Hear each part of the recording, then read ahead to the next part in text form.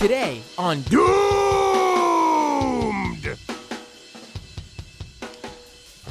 Steven Crowder. How did a PBS animated show voice actor turn into one of the biggest a-holes on YouTube? Tonight on Doomed, we will be going through the various ways that this conservative, self-proclaimed comedian has gamed YouTube's policies, and by gamed, I mean taken advantage of, and also how YouTube's policies are flawed, but maybe purposefully too. You know, I think it's a little bit of a give and take here. It's a tag team effort between Steven Crowder and YouTube. And joining me to discuss this all, first let me bring us up on the screen here so you can see us for this episode, is, here we go, Jason Campbell, senior researcher for Media Matters. Thank you so much for joining me tonight. Thank you so much for having me. Now, Jason, you put together, Media Matters, but I assume you have played a role in it, put together this timeline. Oh, actually, you put together this timeline. This is your piece. You put together this timeline of basically YouTube's history of rewarding Steven Crowder. And I've been covering the most recent strikes, YouTube strikes. And we'll get into what all this means for people who don't quite know in a little bit. But I've covered Steven Crowder's most recent strikes. And when I saw basically what he does, how he basically breaks their rules, and then, you know, gets a little slap on the wrist, waits a little bit, breaks the rules again, gets a slightly harder slap on the wrist, but then, of course, it all works out in the end. You know, it kind of is amazing because when people see, like, oh, you know, you get three YouTube strikes, you're supposedly permanently banned from the YouTube platform. Steven Crowder has received much more than 3 strikes, but he is not banned from the platform. And in fact, he's working well within YouTube's rules. It's not like, you know, he's found like some way to sneak onto YouTube and they don't know. They're well aware he's on there, and we'll get into all that shortly. But first, why don't you tell us, who is Steven Crowder? Well, one of YouTube's most predominant a-holes, I thought, was a great way of putting it. Steven Crowder is, a self-described comedian. I personally don't like using that term for him because I don't think he's funny. Of course, right. And that's a prerequisite to being a comedian. You know, there wouldn't be a conservative comedy industry, though, if that was the prerequisite. You know? Yeah, that's true, exactly. No, Steven Crowder at his basic is just a, conspiracy theorist and a hate monger. It's really as simple as that. He is everyone's high school bully in a, mid-30s-year-old man with a very large YouTube following. That's all he is. Right. And, what's interesting to me is this is a guy who had somewhat of a career before he went down this path. He was a voice actor on the hit PBS animated series Arthur. I forget who he played. Do you remember? Was it the rabbit? Yeah, it was. And his character name I'm forgetting right now. But I was a big Arthur fan as a kid, actually. And if you would have told me that I would be working with that same voice actor again, 20 years later, I'd be a little surprised. But here we are. He was the brain. That's right. Exactly. Right. Yeah. So he did that, and he, sort of failed acting as a totally uncommon avenue into conservative hate mongering. But that is Steven's. And then after that, he sort of just turned into a, early YouTuber and then radio person. He had a stint at Fox News for a while until he eventually didn't get his contract renewed for not being very funny, according to a Fox News executive. And he's just sort of consistently failed upward the scale. And that's where he is right now. Right. I mean, I remember, when he sort of rose to prominence on his own, when he went to that union protest in Wisconsin during like the anti-Governor Walker, that uprising of union workers against Scott Walker in Wisconsin. And or was it in Michigan? I forget which event he was at, but he went to a union protest. And He got decked by like a union guy, like this, like, I bet if if you did not know who Crowder was and you showed a MAGA crowd the guy who punched Steven Crowder, they would assume this guy's got to be one of ours. He's got like the big mustache, like a working class type looking guy, like the cliche of what they view as like a real working class guy. And he decked Crowder, and they got into a little scuffle. Steve Crowder ran away, but that clip went viral. And Yeah. I feel like if you were in any other industry, that would make you look so foolish. You would be laughed out of whatever you were trying to do.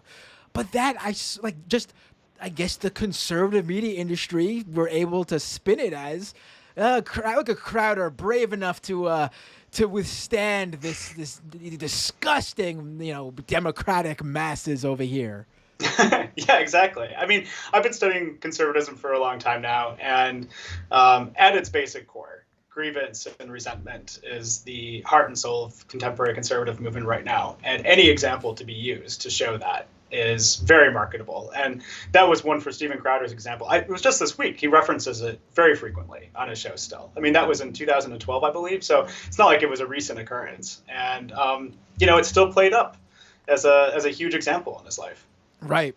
And like you mentioned too, I struggle to think of a conservative commentator, at least under the age of, I don't know, 55, that didn't land in this world because they failed at their actual aspirations, whether it be a famous writer, a screenplay writer, a TV actor, a film actor.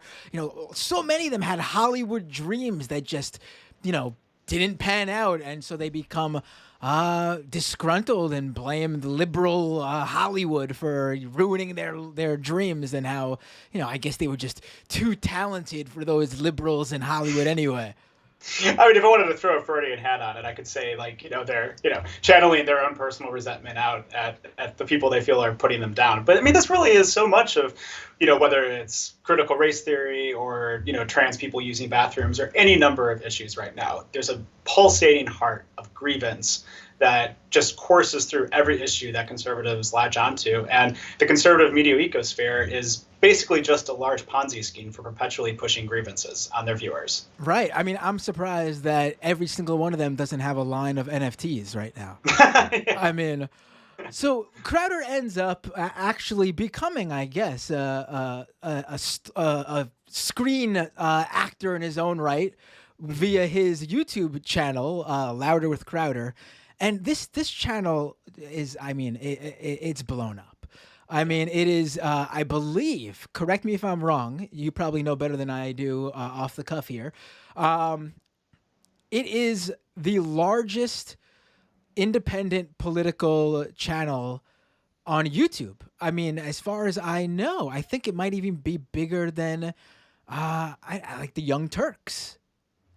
I would believe so. Yeah, he has over 5.5 million subscribers on YouTube. And I mean, that's a remarkable feat by itself. There is no doubt that Steven Crowder's show markets very well to a certain segment of people who use YouTube. People who are younger, generally male, and overwhelmingly white, I would presume, who just build into this shtick that he puts up and finds it very, very marketable base. What do you think is it about Crowder that connects with that younger YouTube type base more so than any of the other conservative talking heads? Like, he certainly, I mean, I don't know who's more successful in terms of like monetary, like financials, Ben Shapiro, Tim Pool, Steven Crowder. I almost said Joe Rogan, but we know Joe Rogan is easily the richest there. But out of like the actual like straight up conservative talkers, but he is clearly the one who is connected with that specific online audience more so than like a Shapiro or a Pool, and that's and they're really popular in their own right. So what do you think is it about Crowder? Do you think it is like the the labeling of himself as a comedian shtick, and that he pretends he doesn't take it seriously? I think that what Steven Crowder's largest appeal is to people is to say that all of those bullying instincts that you may have inside of you are warranted and justified.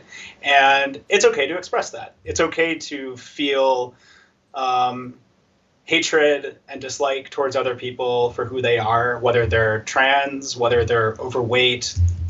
Fat shaming is a very common thing that he does on his show. He did a huge segment on it today, for example. Any number of various issues, that it is okay to be a high school bully that treats people badly because you can, and says that you should feel powerful for doing it. That's the largest message I get from the show consistently.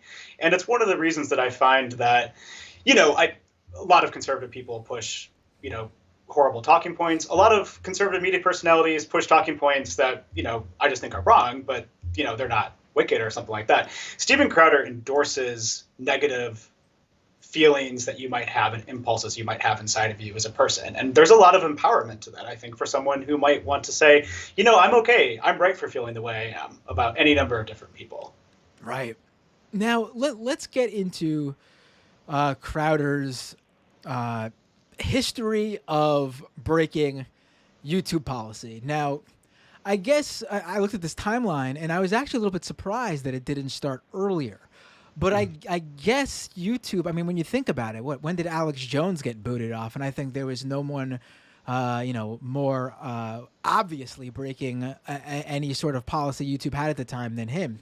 And that was only, in late 2017? No, 2018. I believe so, yeah. Yeah, so, I mean, actual policies that really affected these guys didn't really come into effect, I guess, until really where your timeline seems to begin. I mean, I guess he got a good year head start to not get in trouble, but your timeline starts in June 2019.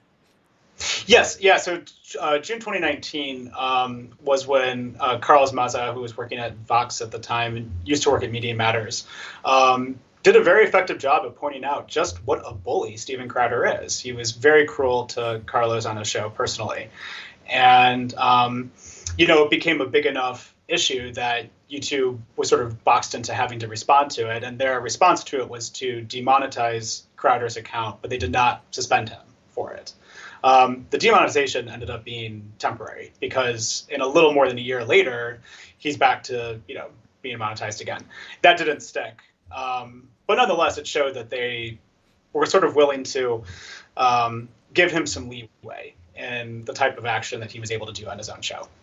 Right. And then there was that so when he got demonetized at first, and then he was remonetized. Yes. And we are now in the period where what was the act that got him permanently demonetized? Because some people might not know this, but Crowder actually cannot monetize his YouTube channel anymore permanently. Like, that is actually one repercussion of breaking YouTube's policies over and over and over and over again, that YouTube has actually permanently stuck with Crowder. They are not paying him for any ads that show on his YouTube channel. He cannot accept super chats. He cannot, which is, for people who don't know, one-off payments you can give in live streams to basically highlight your comment and support the creator. He can't create paid YouTube subscriptions, which they call the memberships. He practically can only use YouTube as the tool to get his message out, and then he has to basically funnel his viewers into off-platform ways where they can then subscribe to him or pay him in some way. Yes, that's correct. So that happened in March of 2021 when the at least indefinite monetization happened. It hasn't come back since, so we hope it's permanent.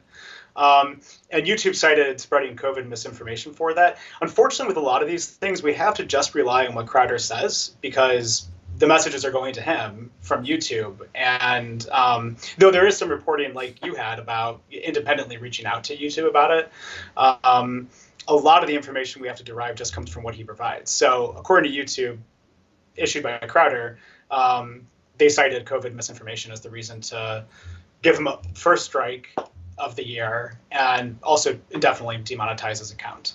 Right.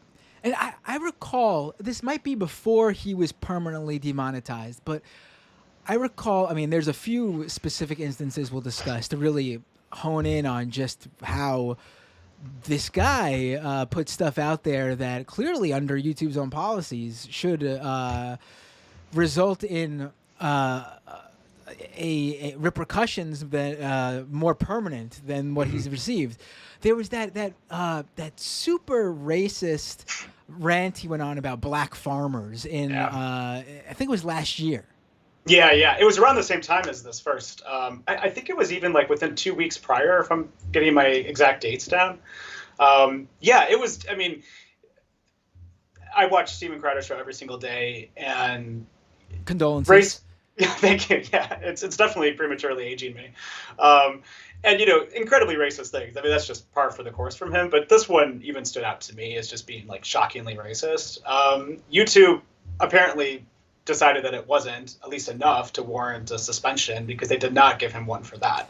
But they gave him a strike for COVID misinformation, I think 2 weeks later. So, whether or not that has to do with, I don't know, YouTube trying to parse between, their previous decision and then needing to have some kind of a reaction, I don't know. That's just speculation. But it does clearly show that and it's a tendency that pans out throughout the whole rest of the year and all of the strikes that he accrues, that it seems kind of arbitrary what YouTube just decides they're going to put a suspension in for. I mean, I see content daily that by any normal standards, Crowder should get a strike for. It's just repetitive constantly, and he doesn't. And then they'll strike him for something. And honestly, when I see that strike come in, I'm like, that was the thing that you did it. It could have done it for all these other things. Right. But that's the one they choose. So. Well, one specific segment still sticks with me. I mean, there's a few that I could probably, if I really think, will come back to me right away. But one that is just always on the tip of my mind. And he didn't even, there was no punishment for this. And you know what? If this is their policy, then and they don't find anything wrong with this type of content, then that's fine. But clearly, their own policies say differently. When he reenacted what happened to George Floyd, with someone putting the full force of their knee and their entire body on the back of Floyd's neck. Well, Crowder obviously reenacted that to show how tough he was, or how it was impossible that this could have been. All right, it was his way of saying there's no way this could have killed Floyd. Floyd was going to die anyway because he was a drug addict, hopped up on fentanyl, I think it was. That was his whole point. Yeah. Yes. No. Exactly. Yeah. I remember watching that and just being in kind of shock about it. I mean, you lose the capacity to feel shock anymore after a while with him. But yes, no, stuff like that happens all the time on his show. Now, let's go to, wait, hold on. He has a secondary channel. This I actually, I mean, I knew it existed, but I hadn't been following anything on this secondary channel. But it's in your timeline. He has a second channel that I guess cuts clips out of the longer live stream, and a lot of channels do that. I do that on this channel, because there are people who love sitting around for 2-3 hours, and there's people who only will watch a clip if it's under 10 minutes long. So I get that. But this channel, what's the status of this channel? What did it do, and is it still even a thing? Yeah, so you're right. Basically, what it does is it's a channel called Crowder Bits, and it's basically just exactly clips from the show that he puts up. One interesting part about it was when the first strike came through in March of 2021, he immediately announced on Instagram, I think, that he was planning to evade the ban by broadcasting on Crowder Bits, and that was the only time during all the suspensions I ever heard him use that as a possibility. And since then, I never saw him actually appropriate that channel as a full streaming platform. It seems to be when suspensions comes in, he follows them, maybe because he's worried about actually getting banned. I don't really know. But there are times where it's one of the strikes that he gets, the Louder with Crowder channel will be suspended for 2 weeks, and the Crowder Bits channel will be suspended for 1 week or something like that. And so from his current status, from all I know, is that they still post content. I saw some come through today. and it's still active along with his main account. Now, people have to understand that according to YouTube's policies, if one of your channels gets a strike, which leads to well, I guess we should leave this out here now. We'll get further into the details of YouTube's policies in a little bit, but one strike on YouTube equals a week suspension. 2 strikes equals 2-week suspension. 3 strikes, permanent ban. Now, during the time after a strike number 1 and a strike number 2, YouTube specifically says, because early on this would be the workaround, they've closed that loophole, saying that you cannot go on YouTube and use your secondary account if your other account has a suspension. They've changed the wording to say the suspension is on the user themselves and not on like that specific channel. So technically, if Crowder Bits gets a strike and they are suspended for a week, Crowder is not eligible to use his main Louder with Crowder channel for that week as well. Yes, yeah, I believe that's correct. And, you know, it's interesting to point that out because I don't know if he's ever tried anything about that, but I know he's definitely been very careful as to not get that 3rd strike. And I think the most obvious was the end of this past year. Crowder's always had a thing where he really hates transgender people. And it's been one of his long-standing.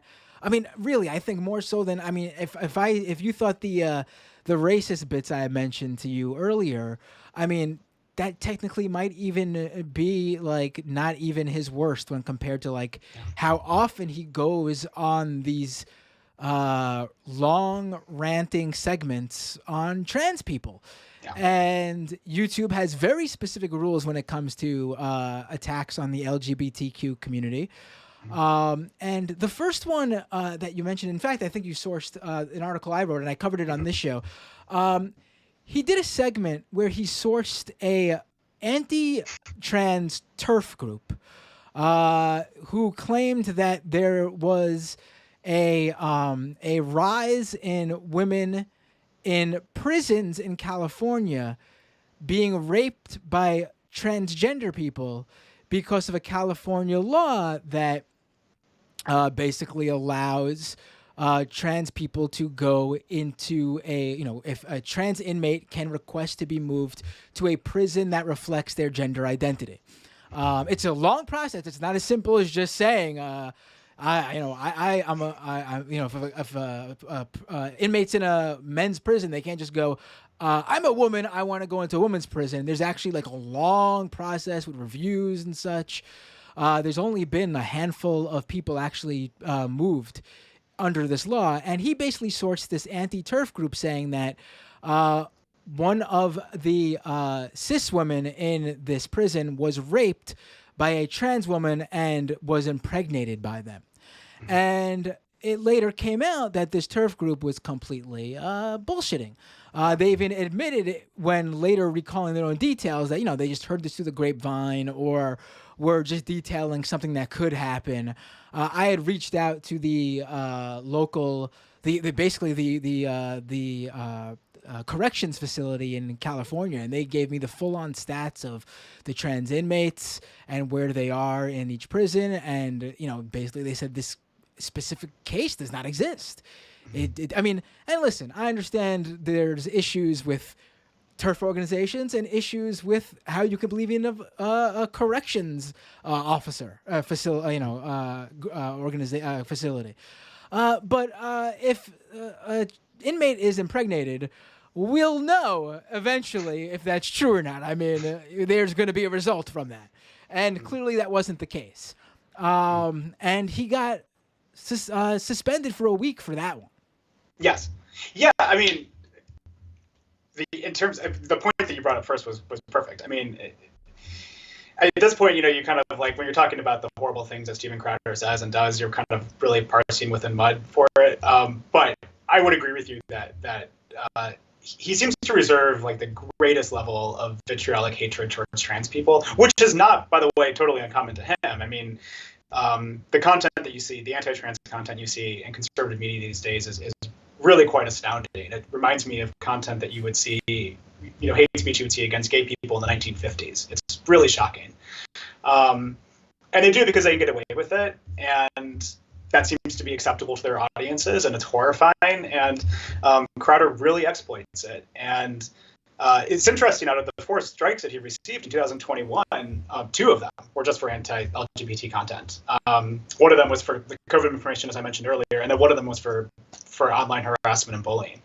So even YouTube recognizes this is sort of a persistent problem that he has. And you can watch his show, daily, and it's not totally uncommon for him to still say that women, are being raped by trans people in California prisons. So something's not true, it doesn't really matter on the show. He still says it as if it is. Right. And I love the idea. This is a little bit of a tangent here, but I just want to throw this out there. I love the idea that, it's not even an idea, I love the fact that the only time you can find content from conservatives who worry about the sexual assaults happening in prison, among the prison population, is in these rare instances of transgender people being the perpetrators of this. And remember, the prison population is largely male, and a very, very small portion of that population is transgender.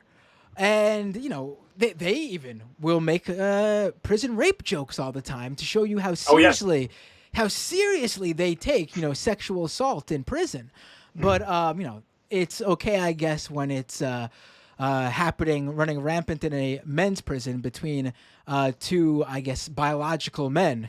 But if a trans person is involved, then, oh, hell no, gotta ramp up the hatred there. Gotta warn people about what's going on in prisons, finally. Yeah, I mean, it's almost defies a possibility of comprehension, the way that trans issues as a nexus generally has just become such an overwhelming part of the conservative psyche right now. The demonization, the otherness, constantly that you see through it. And I see regularly on a daily basis, I see conservative media people say this is the downfall of our civilization because, we think it's appropriate to be polite to people about how they identify as themselves. And I think in a lot of cases they're serious about it. And Crowder is a really, really leading light when it comes to mainstreaming the acceptability of just being a complete bully to trans people. And any possible example, true or false, it doesn't matter. He'll pick up and use, so long as he can cudgel people who are weaker than him because they don't have the same platform that he has. That's what makes him a bully. He has 5.5 million subscribers, and he gets to take him out on anyone, who he just doesn't like on any given day. And trans people are very frequently a target of that. Right, and that was the following strike, the most recent one he received that basically took him out of commission on YouTube for the rest of 2021. He got it in December, which would give him a 2-week suspension. Now, it was another anti-trans segment, but on this episode, he actually had 2 anti-trans segments, so I don't know which one gave him the strike. I watched the whole episode to try to find out. He had a segment on the J.K. Rowling tweet that I honestly don't even remember because, what hasn't she said about trans people? And then he did a segment on. It wasn't even a. Now this was. He did a skit to open up one of his final shows before Christmas, doing a parody holiday country song, where basically he played a character who ran into his ex-girlfriend at his hometown grocery store, and it turns out that she had come out as a trans man and had just transitioned. That is the joke. That is what was the crux of this 3-minute music video. It was just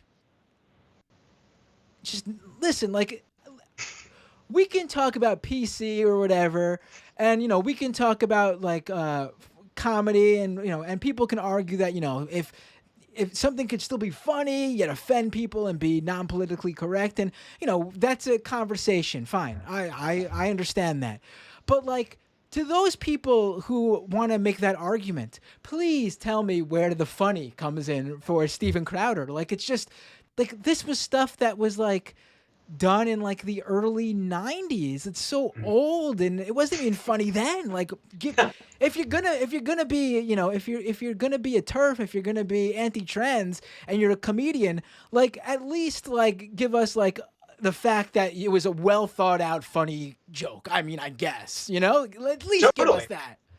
Yeah, totally. I mean, that's the thing. I mean, and I could talk all day about how Steven Crowder's a bully and a pretty nasty person. But fundamentally, the biggest takeaway I really have to get is he is just not funny. He's just not. Like, he has stupid jokes that he mostly has stolen from other people that are just not good. And he puts skits together that the comedy is derived from just being cruel. I don't know. Like, maybe people find that funny. I don't. And that's the kind of, humor that he likes to get across on his show. He's just fundamentally not a funny person. And his jokes are out of date, if they can even be called that. But I don't find bullying and cruelty towards other people to be just comedy itself. Right. And the punchline to that music video, by the way, the joke, the big laugh line it ends with is a sing-songy lyric where he couldn't look his ex in the eyes when he drove off.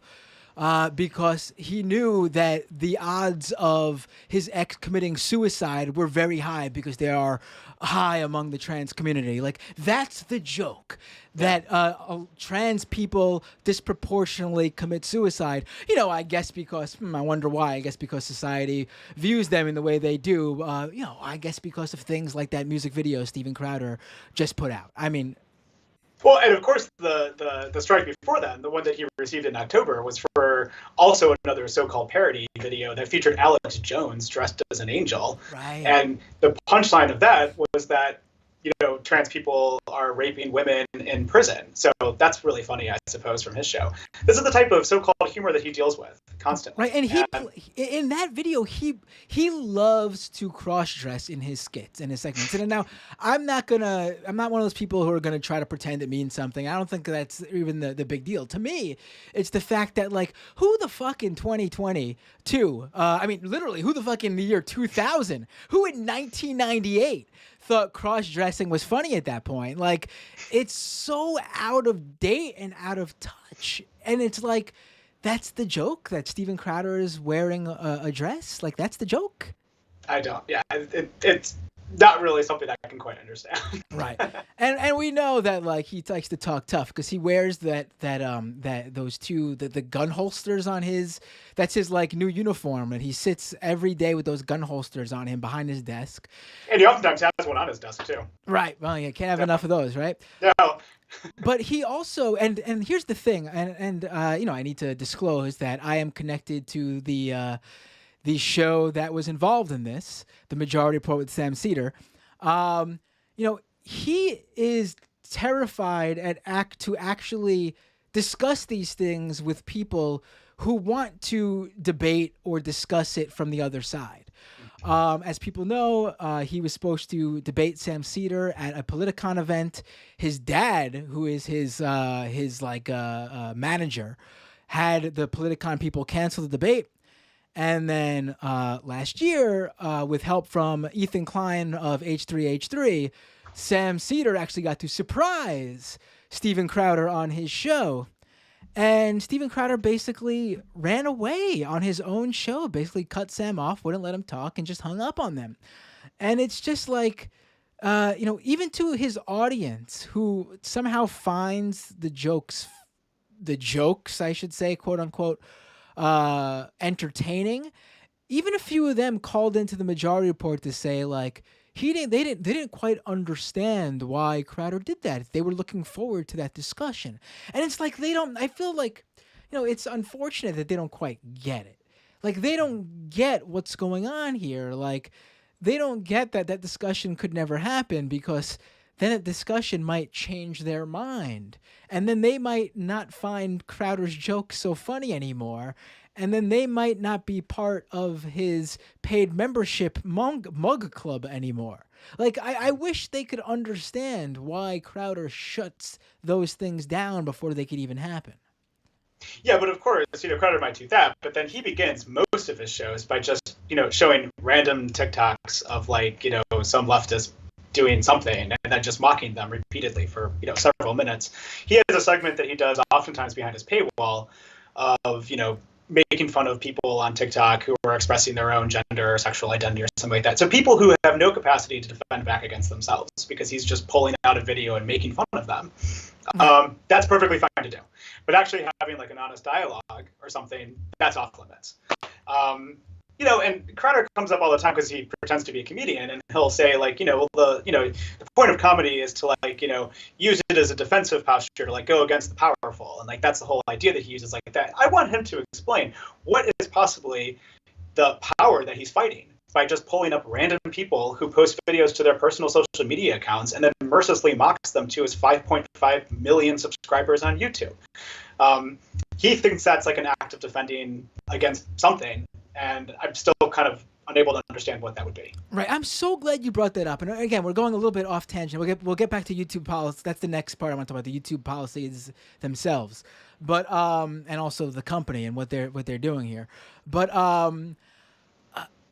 I noticed this a lot with conservatives with TikTok specifically, and there's this, and this is probably a separate episode on its own, that Libs of TikTok account that conservatives love, that they find so funny. Here's the thing with the bashing of people on TikTok. Do they not realize or care that oftentimes the people they're going after are probably underage? If you watch some of those, I'm unfamiliar with Crowder's segments on that, but the Libs of TikTok Twitter account that pulls these TikTok videos for conservatives to laugh at, I'm astounded at the fact that they put this stuff up sometimes, because I'm looking at a green-haired alt young girl who honestly looks like she's probably 16, 17, and here's a 500 boomer or Gen X conservatives mocking this poor girl, and it's just what are you doing?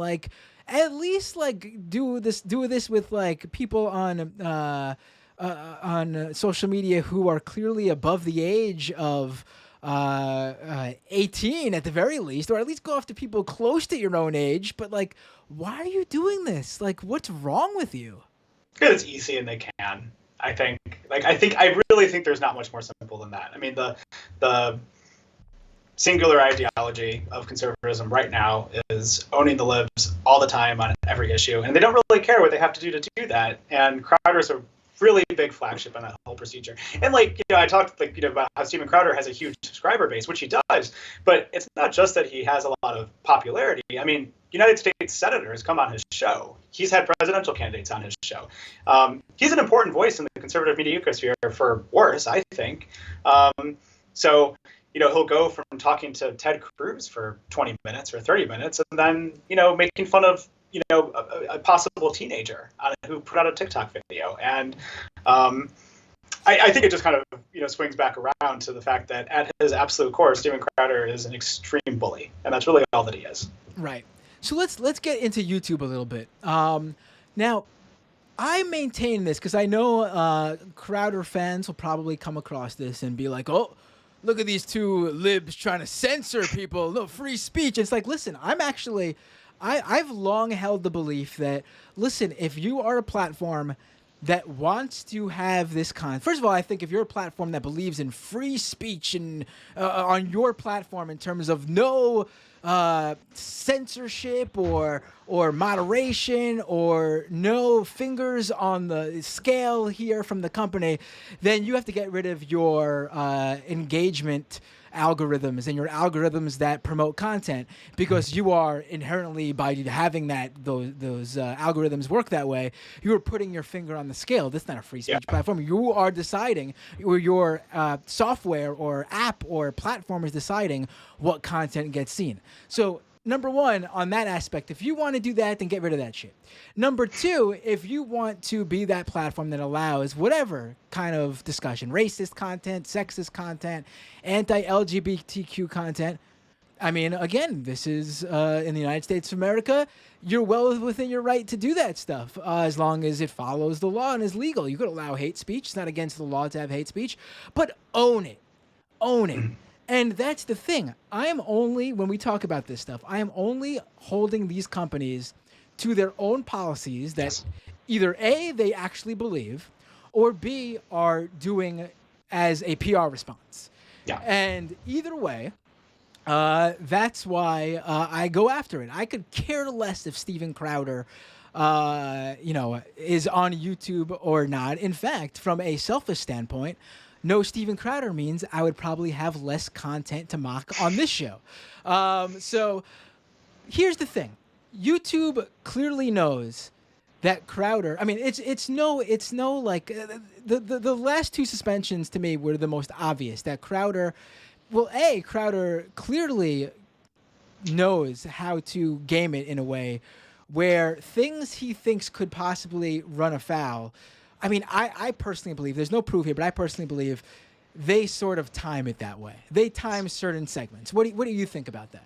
I couldn't agree more. Like I said, I have no proof on this matter. It's just my speculation. But I think that there seems to be a bit of a pattern that Steven Crowder is not capable of accruing 3 strikes in a 90-day period of time, which he has to do to get banned, according to their own rules.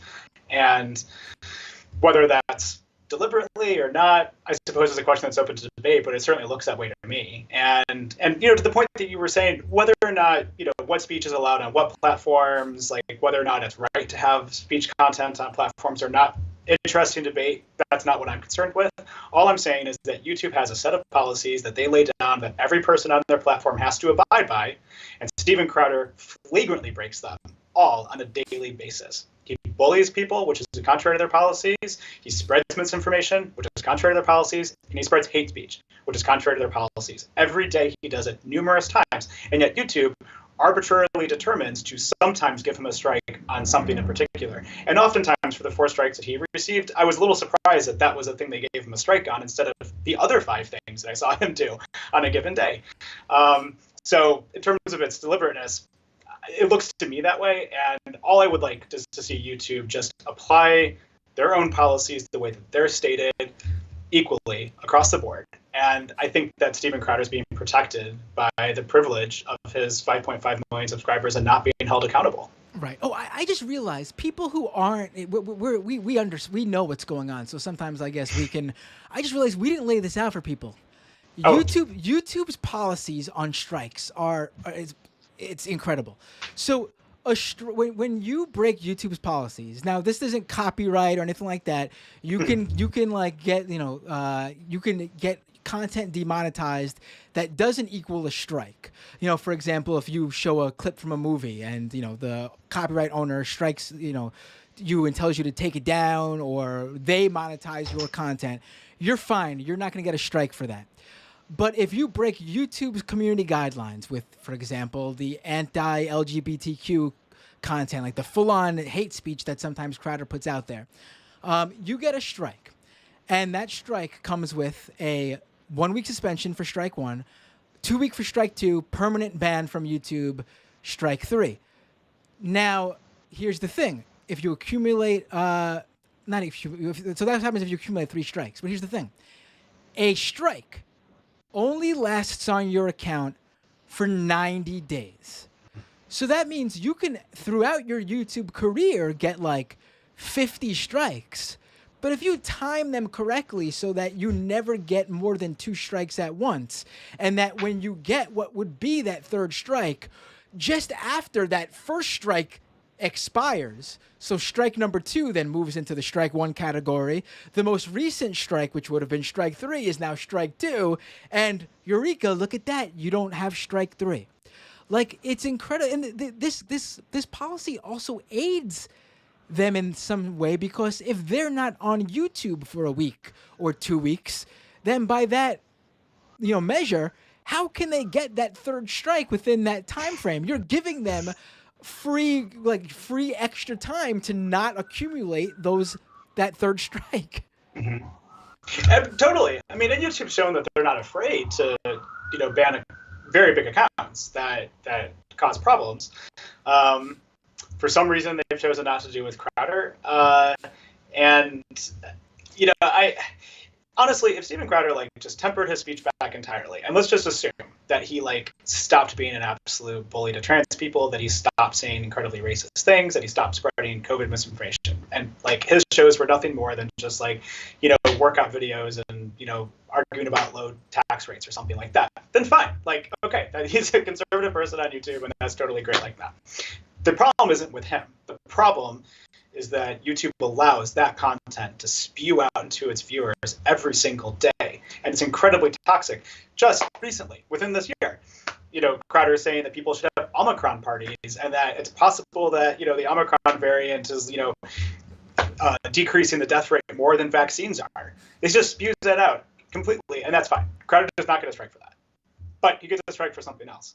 And that's the problem with their entire system that YouTube has set up, that it's entirely arbitrary and there's no consistency to it. Do you think that, and my opinion is that yes, this is part of it, Crowder is too big for YouTube to get rid of? I mean, look at it this way. Yes, they've demonetized him, but how does that hurt them? YouTube changed their policy over the past year where actually, even if your channel isn't monetized, they can show ads on your videos, so they still would make revenue whether you were monetized or not. You just don't get your cut. So they still make money off of his content. But also, like I said, he is the one of the biggest political streamers on YouTube. I mean, frankly, he's probably bigger than, probably is even the wrong word. He's assuredly bigger than mainstream channels on YouTube. He has created a channel that perhaps is too big for YouTube to take action on due to its stature within a certain specific industry that YouTube gets a lot of flack about on. Mm-hmm. Yeah, I would agree with that assessment.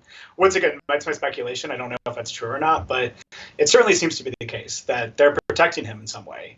And how much longer that's going to continue, I don't know. I would say from my own personal sense that Crowder seems relatively resigned that one day he very well will probably get banned from YouTube. I mean, you would imagine it's just a matter of time, although I've been saying that for a year now and it hasn't happened. So I don't know, maybe he won't.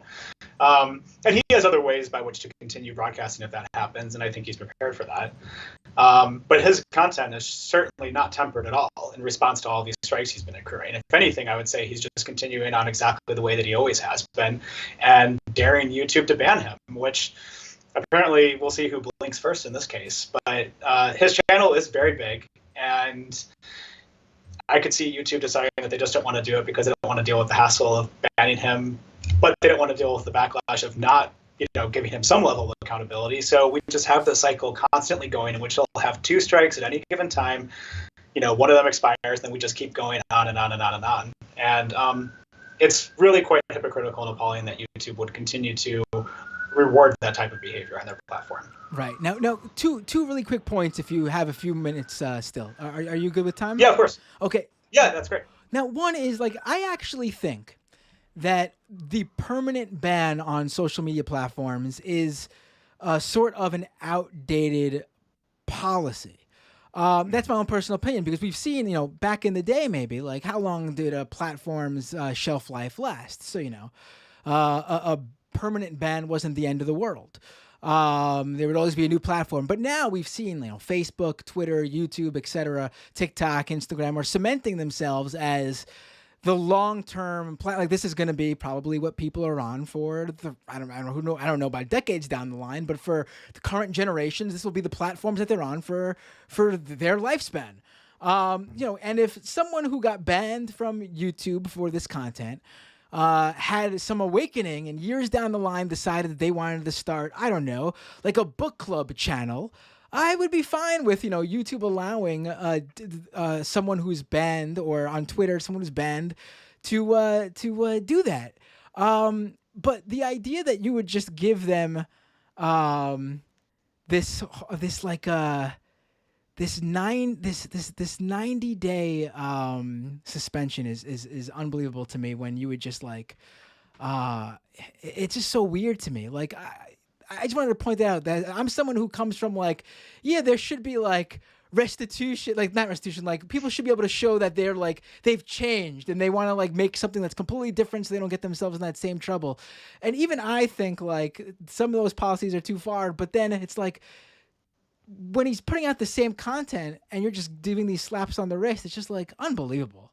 Yeah, I mean, I don't really care about personalities. I don't have any vendettas or anything like that. My only concern is just with the content itself. And like I said, if Steven Crowder like had a moment and said, I'm sorry, I've been so cruel to so many people and I'm going to stop doing that. And instead we're going to have like a lighthearted comedy show and we're going to, talk about policy issues or something. Okay, then fine. There's nothing more to do with that. It's the fact that, he embodies all of this incredibly horrible, toxic elements of the political right now and tells people that it's okay to feel that way and it's okay to express things in cruel and demeaning and horrible ways. And on top of that, to spew just downright falsehoods while we're in the middle of a global pandemic. And then also, last year, while we were dealing with a presidential election, that's the really problematic part of it. Right. So whether or not, how you deal with like banning people or whatnot, the point is that if YouTube's trying to get people to temper their content, the way they're handling Steven Crowder is certainly not working. Right, absolutely. And the final thing I wanted to bring up is, have you heard of his, I don't even know if it's still going on, but I last I heard, he was planning a lawsuit against YouTube. And this is the one part of the conversation. Well, I'll admit that Steven Crowder has a point. He's suing YouTube, or was suing YouTube. I'm not sure of the status of this lawsuit, or if he even went ahead with it. He did announce he was going to sue them over their vague policies. And you mentioned this earlier. We oftentimes only know even the vague details of why Crowder is no longer streaming for a week or 2 weeks, because Crowder posts a screenshot of the email he receives from YouTube, basically saying, you ran afoul of our, anti-LGBTQ hate speech rules. You receive a strike. I mean, again, we're talking about Steven Crowder. Like you said, you watch a show every day. You could name at least one segment a day, I'm sure, that breaks those rules, let alone probably segments sometimes within a single show. They are purposefully vague, and I've actually been on the receiving end, and obviously I don't claim victimization like these conservatives do. It's just this is what happens sometimes. I ran afoul of one of their like dumb policies where it's like you can't post content that you already posted on another channel on channel number 2 or whatever. They have like a reposting thing, so I was demonetized for like a couple months. But like they didn't tell me exactly what content was what I ran what broke the policy, and I can see why that's a problem for someone like Crowder. Now, I'm not going to say that Crowder wants to say, I want to know what it was so I know not to do that type of content again. But let's say there was someone who wanted to do that. They'll never know what exactly it was that got them in trouble with YouTube. And it's like, I assume YouTube does it so they don't have to ever get specific about the policies, and they could just vaguely say like, racism policy, COVID policy, LGBTQ policy, without ever getting into what specifically is said or done under those policies that they don't approve of? Mm-hmm. Yeah, no, I mean, first of all, as a quick side note, I mean, almost like not a week goes by that I don't hear some conservative personality say they're going to file a lawsuit against some big tech company or something like that. So I have no idea if Steven Crowder is going through with that. I don't think I've heard him mention it recently. Maybe he is or isn't. And, but any excuse he has to whine and complain about something that he feels aggrieved by is, something he does pretty commonly. But in terms of like the consistency of their policies, I think you're absolutely right. I mean, and this is the basic problem, that YouTube has set policies that you have to abide by to be on their platform, and if you break them, you can't be on their platform. Very simple house rules that they establish. And like, one would think these are basic things, like, don't be a racist and don't spread COVID misinformation or stuff like that. But that's hard for Steven Crowder to do. And so instead what happens is they decide to strike something kind of randomly and arbitrarily, when you could see it happen many other times in any given show, and they don't do it for something else.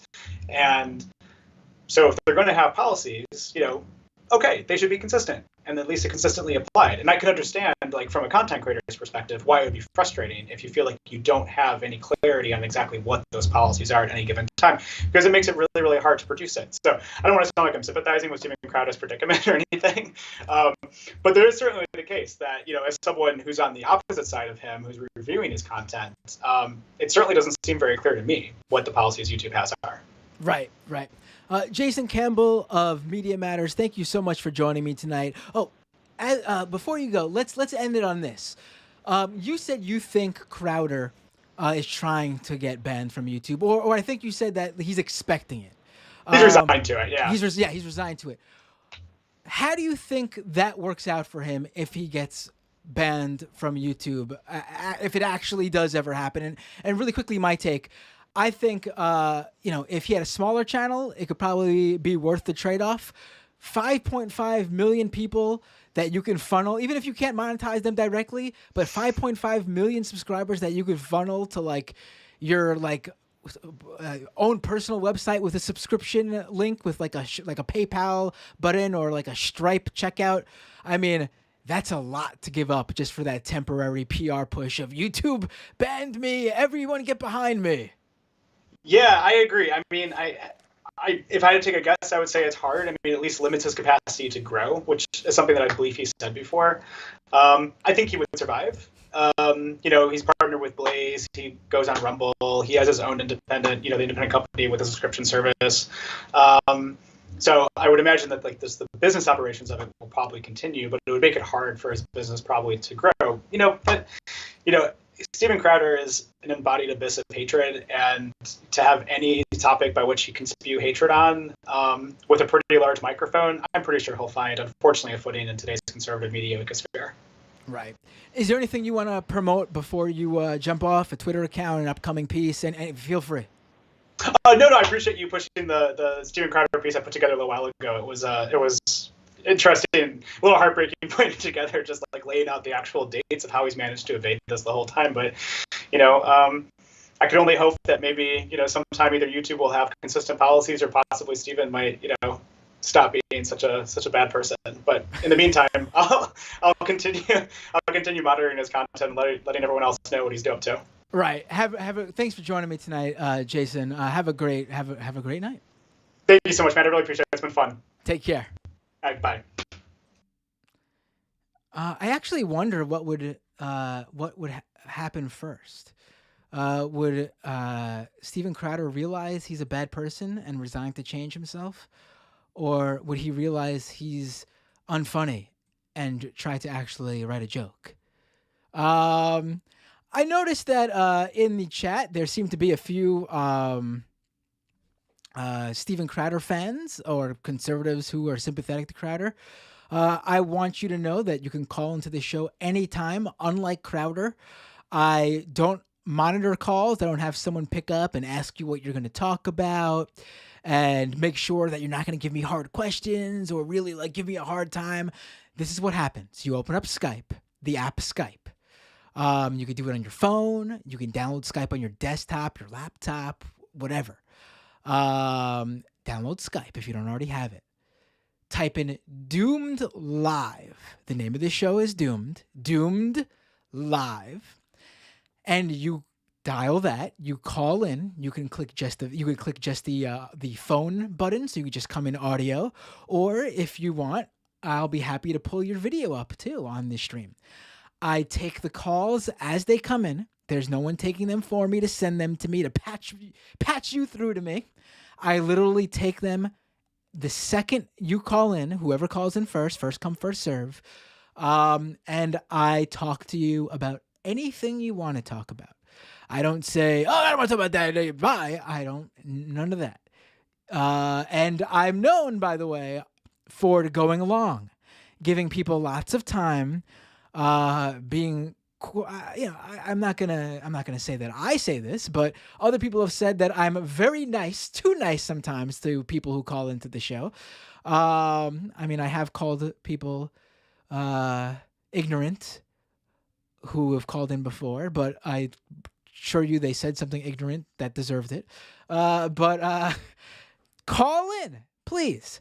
I will show you how someone who is open to discussion and his can defend his positions acts, and not someone who's basically bilking you of money so they can continue their circus acts, which is basically he's got to keep the facade. Don't check out the man behind the curtain. He's not all that impressive, to be quite frank.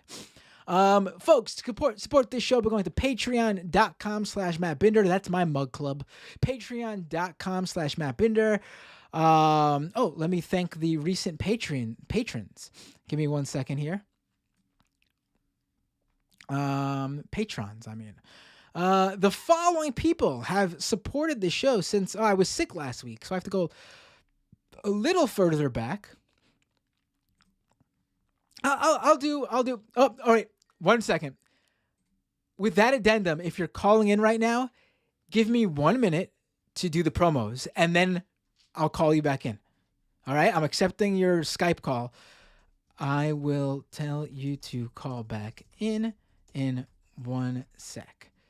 I gotta do my promos to end this first half of the show. Patreon.com/MattBinder. Thank you to the recent patrons: GW, Patricia P, Jacob F, Garrett R, Cowman, and Sean Zone. Thank you so much for supporting the show. That's patreon.com/MattBinder. Subscribe to the YouTube channel, youtube.com/MattBinder. You could leave a super chat, which is a one-off payment, and I'll read your super chats too, by the way. If you drop a super chat in the YouTube live stream, if you don't want to subscribe to a monthly subscription on Patreon, great way to do a one-off donation is via YouTube super chat. You could also twitch.tv/MattBinder, subscribe, follow me there, and then subscribe if you want. If you're an Amazon Prime subscriber already, Amazon gives you a free Twitch Prime subscription every month. One free Twitch Prime subscription every month. Basically, they're giving you $5 free that come with your Amazon Prime subscription to give to the Twitch streamer of your choice. It's basically like they're basically turning you into Robin Hood. You're taking $5 out of Jeff Bezos' pocket and slipping it into mine. No extra cost to you. Make me your Twitch Prime subscription if you'd like. That's twitch.tv/MattBinder. Doomedcast.com for the podcast version of this show. Drop an Apple Podcast review or wherever you listen to the show. If they have a review system, I think Stitcher has a review, or Podchaser. Leave a review. Leave a review if you can. Do the star review, the written review. I'd appreciate it. What else? At Matt Binder on Twitter. On Instagram, search Matt Binder on any social media platform, you'll find me. The crypto show, the cryptocurrency show I've been teasing.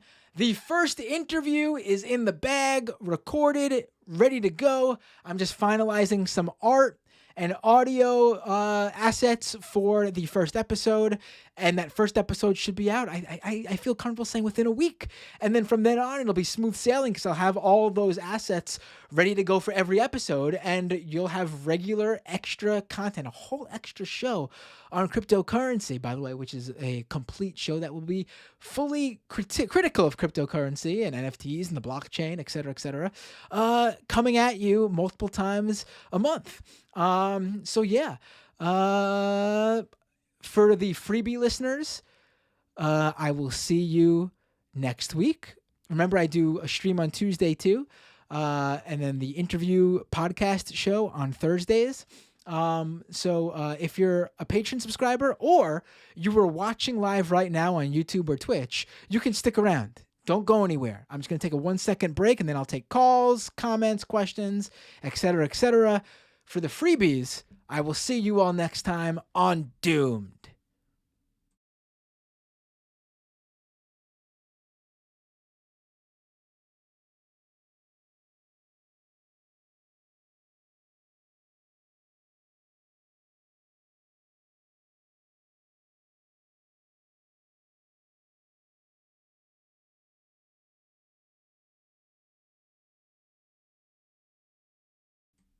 All right. We are back. Just needed that little second breather in between the two halves of the show. All right, let me tell that first caller to call back in. Hey, call back in now if you'd like. I see we got some super chats, so let me get to them. Renee with a super chat. He acts like a businessman talking shit at the water cooler. Gotta interview Carlos Maza. I will reach out to Carlos Maza. Yeah, I guess that's a good way to describe Crowder. Crew Herks with a super chat. Thoughts on Moxley being back? Great to be able to support you on here again. We'll watch this video later. John Moxley is back. He spent talking about AEW. Let me take this call first, and then I'll get back to your super chat. Hey, what's your name? Where are you calling from? Hey, Matt. My name's Matt from Michigan. Hey, Matt from Michigan. What would you like to talk about? You got COVID recently? I did. Is that true? That is true. I got COVID recently. Yeah, me too. I have it right now, and I'm just like kind of really bummed about it. Oh, tell me about. Are you vaccinated? I'm vaccinated, like first and second dose. But I was, I guess, hesitant to get my booster shot, even though my family was telling me to. It's not that I was like not wanting to, but I just like, I got super bad side effects from the first two shots. Like I was just, it sucked. And so I was like not wanting to do that to myself again. And now I'm just like getting it anyway because I don't know, sick. So. Right. I'll say this. Now, I also got my first two shots early last year. And not early because early, I forget, is when like mostly elderly people and then frontline workers were getting it. But I got it, in May and last year. And then I had planned on getting my booster during the holiday break. That is when I got COVID. But I didn't know I had COVID at the time. I just thought I had, because all I had really was, I had a fever the days before, but my fever was gone, and all I had was like a small cough and, runny nose. And so I thought, I just got like, a little bug or something. So I went and got my booster shot, and then the next day I found out I had COVID. So I got my booster when I had COVID. Wow. Which maybe that should make me, maybe I should be in like a laboratory right now, and scientists should be doing experiments on me to see what that means, if anything, because they do ask you when you go, like, have you had COVID? Did you have COVID? Are you experiencing any of these symptoms? And I said no, because at that point I wasn't, and I did not know I had COVID. Right. Yeah, I think now, so since I do have COVID now, I think I'm supposed to, before I do get a booster, wait like 12 weeks or something like that if I'm going to get a booster now. Like now is not the, after I recover from this. And I actually am almost recovered from it now. But yeah. Yeah, how are your symptoms? It was mostly the fever, like really high fever. And then it's kind of been weird because they've changed over time. So it was the fever at first, and then like the night sweats and stuff. And then like that went away, and then now I started to develop like the sore throat. So I didn't have that early on, and then like once the fever went away, now it's the sore throat, and then I've also started coughing as well. Right. Yeah, but I was talking to my dad, and it's been 2 years in the pandemic, and he hasn't told me this yet. But I guess it would have been, I guess, my great grandma was around during the 1918 flu pandemic. And I guess they decided, or they had the ability to then just go isolate, and they lived on a houseboat on the Rainy River for like that entire year. And that's like what they were able to do to get around catching the Spanish flu. I thought that was pretty interesting. Yeah, that is. Wow. Yeah, I mean, listen. I actually didn't have my experiences with COVID is different than yours. I had a fever, a small fever, like a very low fever, for a few days. A cough, runny nose, headache, but those are all just regular symptoms of just like a cold. And I don't know about the night sweat stuff because I believe, I don't know if this is true or not. This is just like something that I believe works. I don't know if it's an old wives' tale, but I believe in the old sweat it out method, where like if you're sick, if you just like go under a lot of blankets at night and you wake up the next day feeling all like completely drenched in sweat, 9 out of 10 times when that happens, I feel completely better the next day. So I don't know if the sweating it out method actually works. So I don't know if that was a symptom or that was what I was doing on purpose. But it only lasted a few days for me.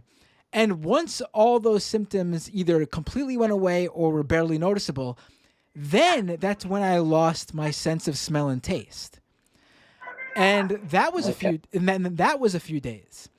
And then about a week and a half later, I still was sore. Like while I was sick, I guess I sort of had like a sore back and like, you know, my muscles or, you know, I was sort of achy back. But then last Thursday, just doing routine everyday things, I completely threw out my back in a way that I have never done in my life. Now, it's possible this is just a complete coincidence, and it's a combination of me being 35 and getting old now, or the fact that due to the pandemic, I've been a little bit less active. I'm not going out as much as I used to. I'm not getting the exercise I used to get, just the daily, you know, traveling and commuting exercise and things like that. That's a possibility, but I think it's awfully coincidental that it literally was a pain I've never felt before in my life. My arms literally went pins and needles. I felt very weak on my legs, and I felt super lightheaded to the point where I almost passed out. And I could barely move. I had to lay down, literally getting to a sitting position hurt like hell just so I could lay down and raise it. Like any little thing hurt so much. And I've never felt that way before. So either a complete coincidence or part of getting sick. I've spoke to other people who've had COVID. They said they've had similar back pain experiences too. My sore back is still there. Like obviously I could move and I'm fine now in terms of like not being able to move, but like sitting here is not comfortable, honestly, right now. Like I'm not in pain, but I'm not comfortable. Like my back still is extremely sore. It's weird. I probably should go to the doctor because I've seen that, like, you know, it could be mean something else, which is concerning. I've heard that I don't know if you've heard this story. There was this Czech folk singer, like from the Czech Republic. Yeah, I kind of caught you guys. I didn't watch the full majority report today, but I was just like, I had it on, and then I had heard you guys talking about that. Yeah, like she was a unvaxxed or like an anti-vax, I guess, like person, and got COVID, but her symptom was like back pain, right? That was the only thing, or well, she purposefully, to give everyone who doesn't know, maybe they weren't watching Majority Report earlier today, a quick background. So this folk singer in Czech Republic, anti-vaxxer, didn't get the vax. She purposely wanted to get COVID for natural immunity. Her husband and her son were vaccinated. They tried to get her vax. She refused. They ended up getting COVID first, but their symptoms were very light because I'm assuming because they were vaxxed. So she purposely got it from them. And she also claimed to be completely fine for a few days. I guess she thought the same thing that they thought. This is all it was going to be. And then one day she was taking a walk or walking her dog or something, and she felt this intense pain in her back, went inside to lay down, and the next thing they found her dead. I mean, that is very scary. And this isn't like some random, this is the story from her own son. Yeah. Wow. That is crazy. Another thing, like right now, that I was kind of amazed at, because I was kind of able to trace mine, like my exposure, and like look at other people like in my family and stuff, and just like how quickly it spread. Because like so, I got it, and right away I spread it to my girlfriend, and she got it, and my sister, and then like we know of like four others, like kind of that we are around that just got it.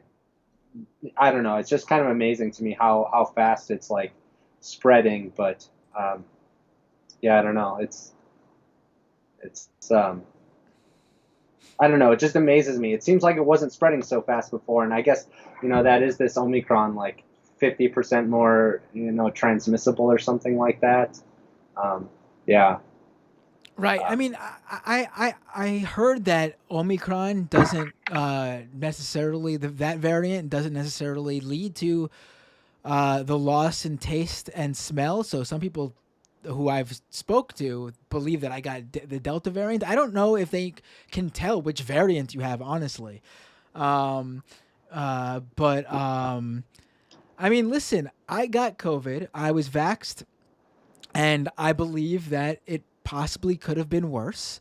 I also think that me being young and being vaxxed was probably helpful in making these symptoms not so bad, and especially the usual sort of sick symptoms like headache, fever, cough, breath, shortness of breath. Like I was fine when it came to that. I mean, I even was using one of those finger tests where they track your like vitals and everything, and mine were completely, it never, that never wavered. I was always 100%, even when I knew I had COVID, and when I was feeling the symptoms. And I should say that my two children, 6 and 2, had COVID.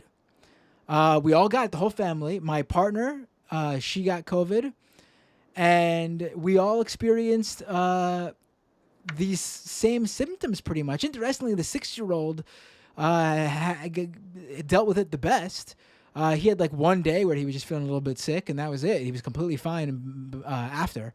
And he did not get his vaccine because he's not good at getting shots. So he's Sure. on the wait list at his pediatrician. I think it'd be a bad idea to take him to like one of those lines where you have to wait like an hour and a half. I don't think they'll be able to handle him. He needs someone who's good with kids, honestly. He Yeah. raises hell when he gets a shot.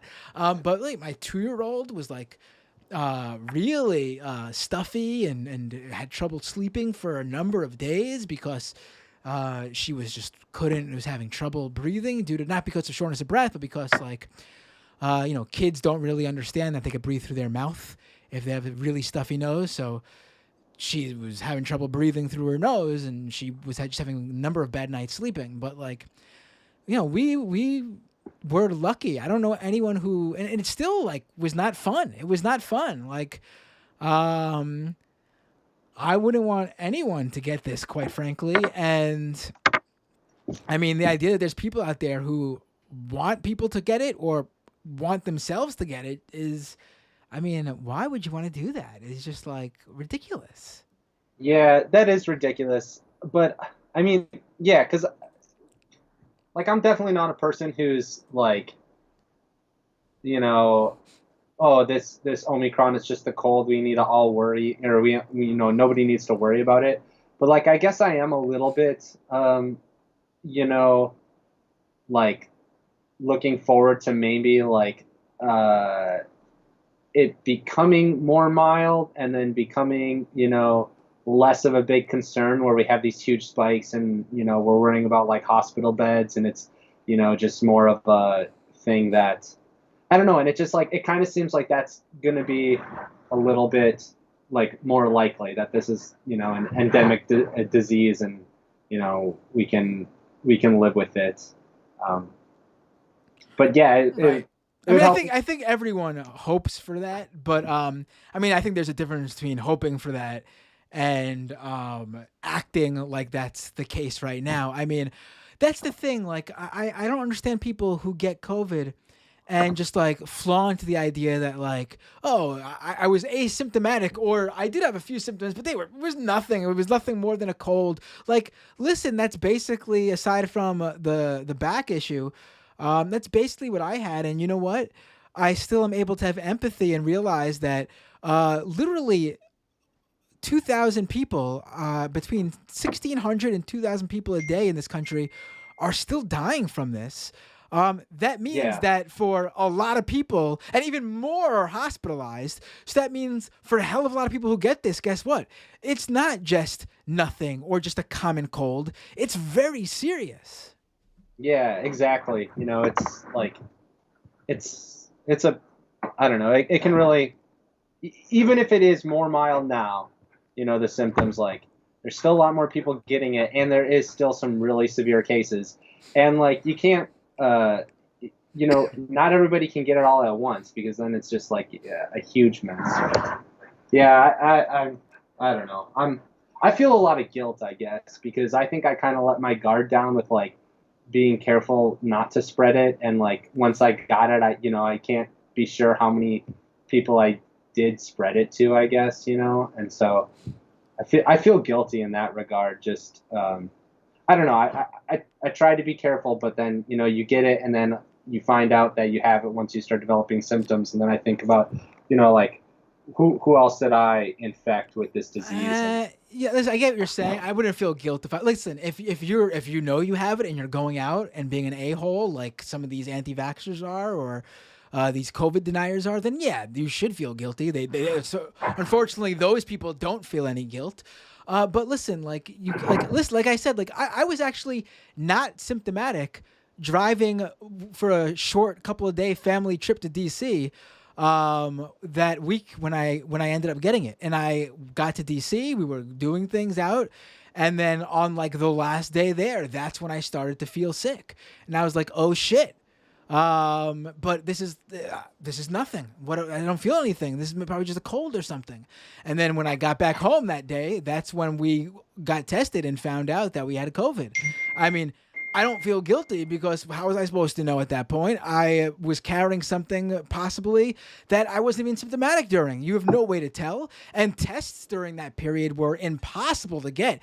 Maybe if like I was able to just walk in and get a test somewhere for like free or for like a couple bucks, I could understand people saying like, "Oh, it was so easy and accessible." Fine, but it wasn't. You had people waiting online for hours. I got my booster shot that week and was online for it for 2 hours. Like it's ridiculous. yeah, If you're trying to do the right thing, you can't feel bad. Like even if you were going to get a COVID test and didn't want to do anything until you got that COVID test, you were still waiting on a line with people for an hour and a half who could have been COVID positive, or you could have been COVID positive, mixing and mingling with people who weren't COVID positive. You know what I mean? Like, and then yeah, that would be people who were like doing what would be quote unquote the right thing.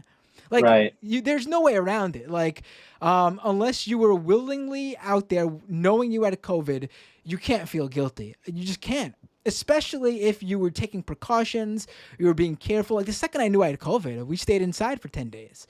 We didn't go. right. We were in. My kid missed a week of school. We were home for New Year's Eve. I mean, just I didn't care. Like we didn't care. We did what we knew we had to do. Yeah. Oh, one last thing about like the testing. Like I think there are some states who have done a way better job than others with testing. Like some states have been able to just like send out the like vault at home COVID test. So like, you know, they'll send you it. It'll get there in a day or 2 days, and then you can take the saliva test, send it back in for a PCR, and get results in like a day or 2 days. Which, you know, like if you get symptoms and you're gonna be isolating anyway, that's like, I think that's a pretty good turnaround time if it's like 2 to 4 days. Like in Minnesota, I know you can do that. You can get anybody free of charge, whether you have insurance or not. You can get a COVID test sent to you, and so like I'm not sure all the states that are doing a good job, but there are some that like testing is a little bit better than others I know of. Yeah. But, Yeah, I mean, well, now what I covered on Tuesday's Twitch stream. I just put the clip up on YouTube earlier today. I mean, the Biden White House, the Biden administration, finally giving access to free testing delivered to your door. You get 4 free tests. Go to I forgot the let me get it for people just in case, because I want people to take care.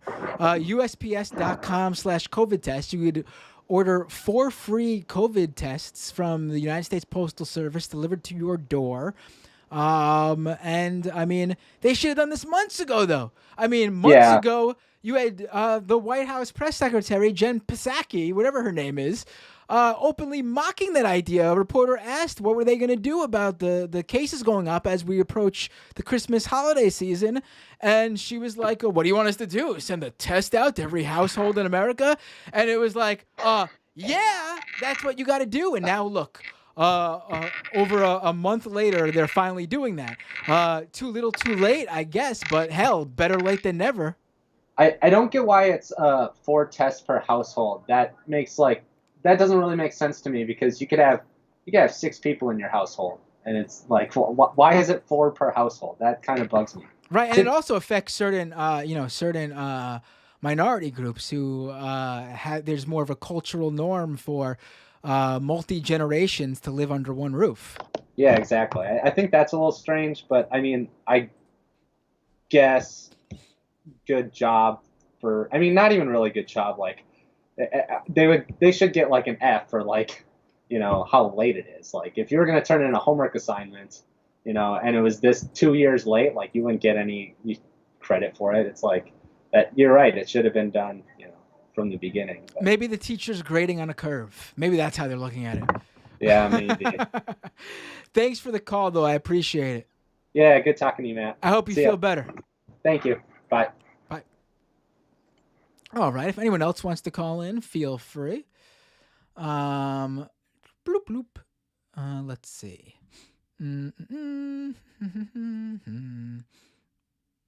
Oh, there's another person on the line. They want to know if they should call in now.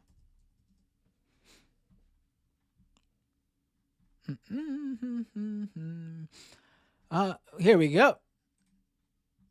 Hey, what's your name? Where are you calling from? Hey, Matt, it's Steve from rural Washington State. Thanks for taking my call. Hey, Steve from rural Washington State. What would you like to talk about? Well, I hear real quick about those 4 tests. The first thing I thought of when I heard we were only getting 4 tests is people are going to ration these tests.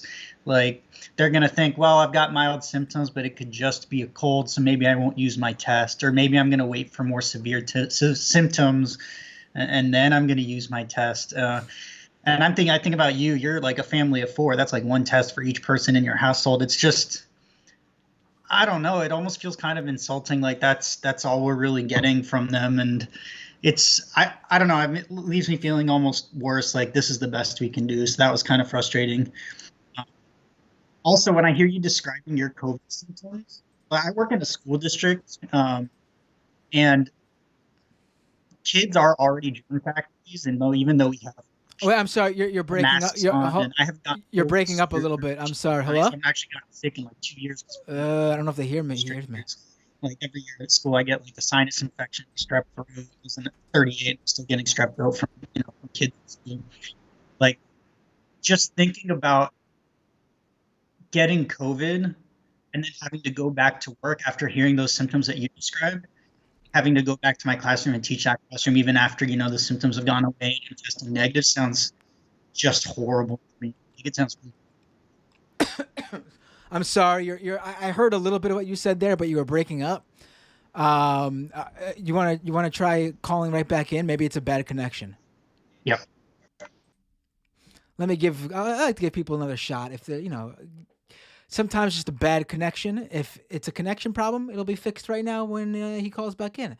If it's just bad audio on his end, then we'll just move on to the next caller or move on to a segment.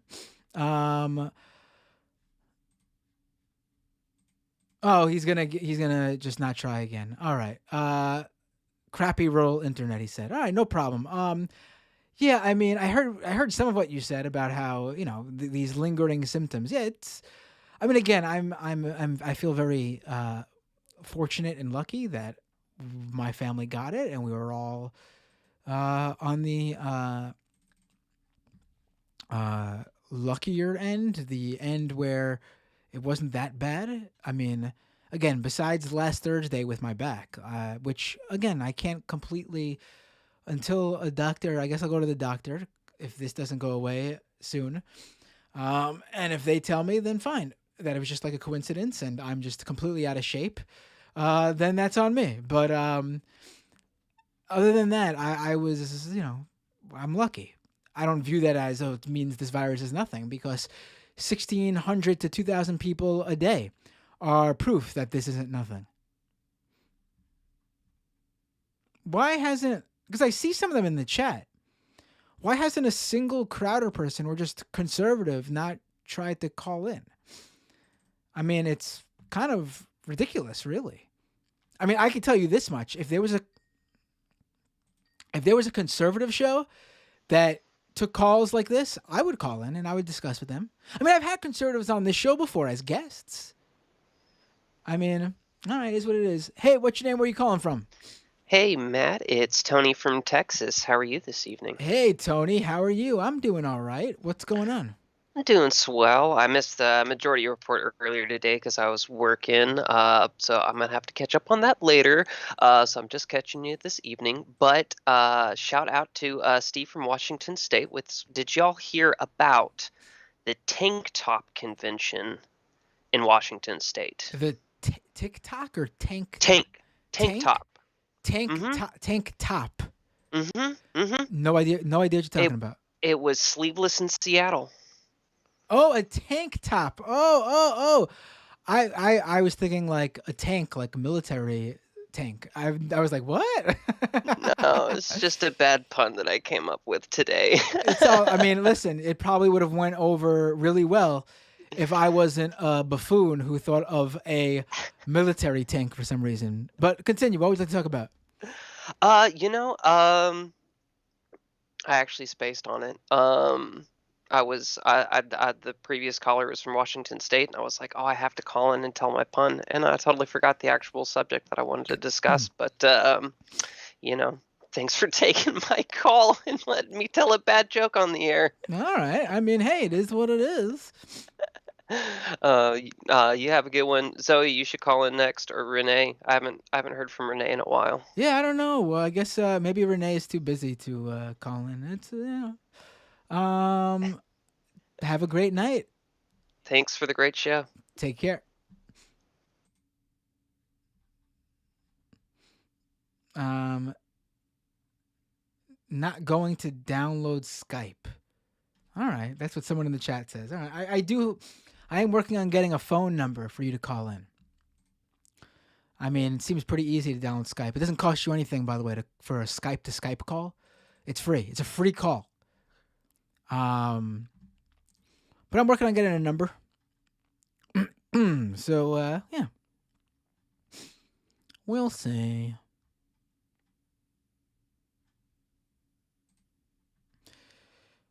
Should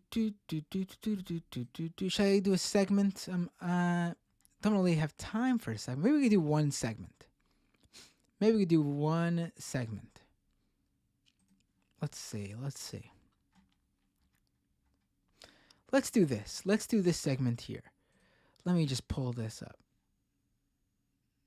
Let me take a screenshot of this so I could pull it up on the feed here. And not a screenshot. We'll go picture in picture for this. Why not, right?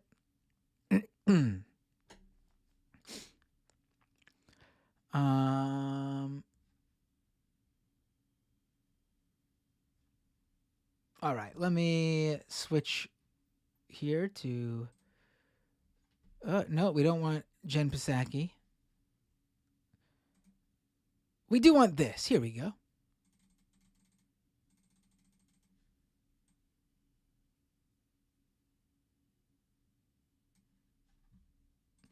Let me just cue this up. Now, if people are just tuning into the show for the first time, I'm a host, producer, guest booker, call taker. I'm everything. So you have to give me a second when I need to set up this stuff. All right, here we go.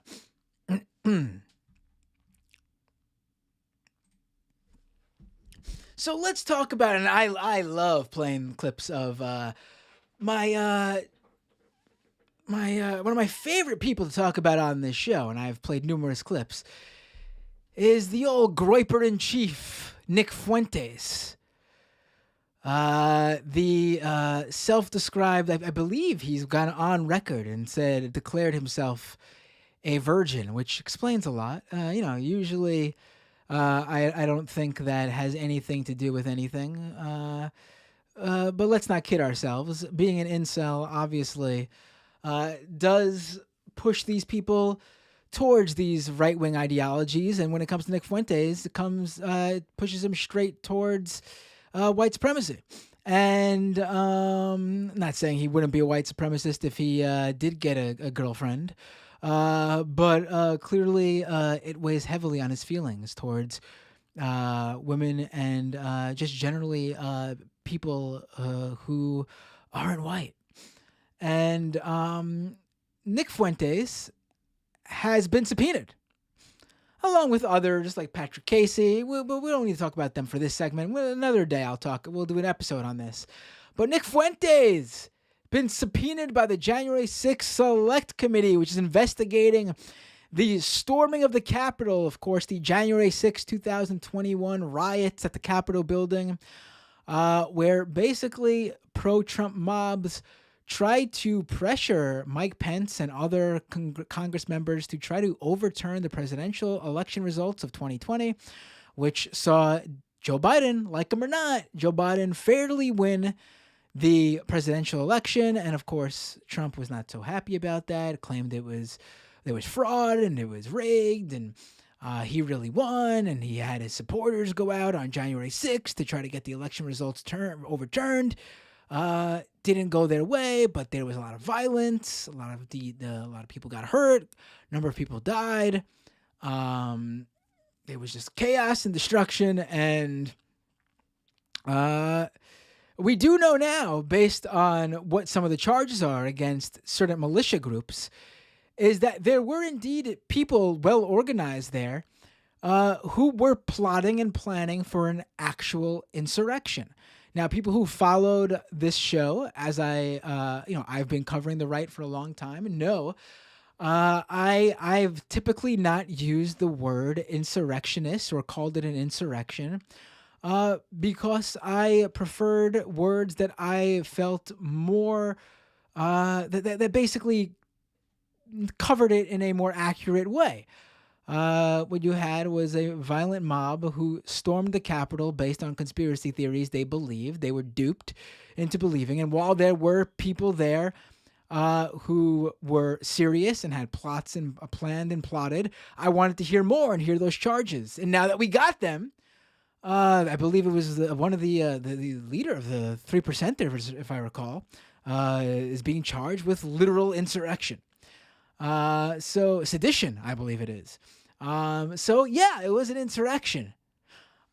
So we got Nick Fuentes being issued a subpoena, and the committee is demanding records and testimony from Fuentes and Casey, who promoted unsupported claims about the 2020 election, were present on the Capitol grounds on January 6th.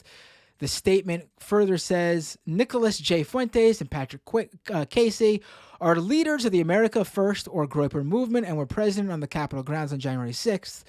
Both individuals participated in events prior to January 6th promoting unsupported claims about the election, including at the November 14th, 2020 Million MAGA March in Washington, D.C., and at the December 12th, 2020 Stop the Steal rallies, also in Washington, D.C., where they called for the destruction of the Republican Party for failing to overturn the election. According to public reports, both Fuentes and Casey received tens of thousands of dollars in Bitcoin from a French computer programmer. I've covered that before. That is true. The guy actually was found dead later that day. He committed suicide, and before he died, he sent tons of money in Bitcoin to a number of white supremacist personalities and activists. Funds the FBI have scrutinized to assess whether funds from this donor were linked to the Capitol attack or otherwise used to fund illegal activity. Now, Fuentes is being funny. He finds it funny. He's joking about it. No surprise. But I know his Groyper followers, his little Groyper movement with their silly multicolored sunglasses and their tucked in nerd shirts.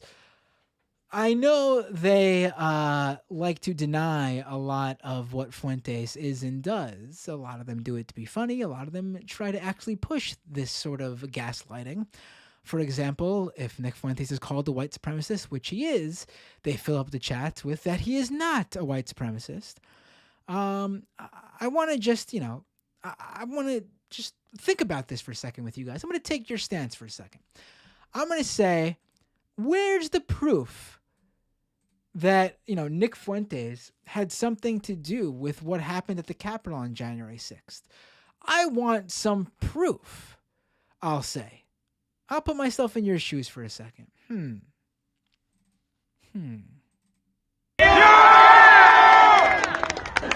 look at that. We have taken over the Capitol building.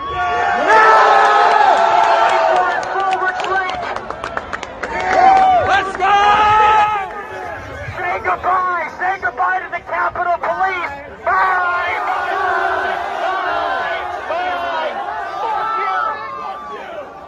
Yeah!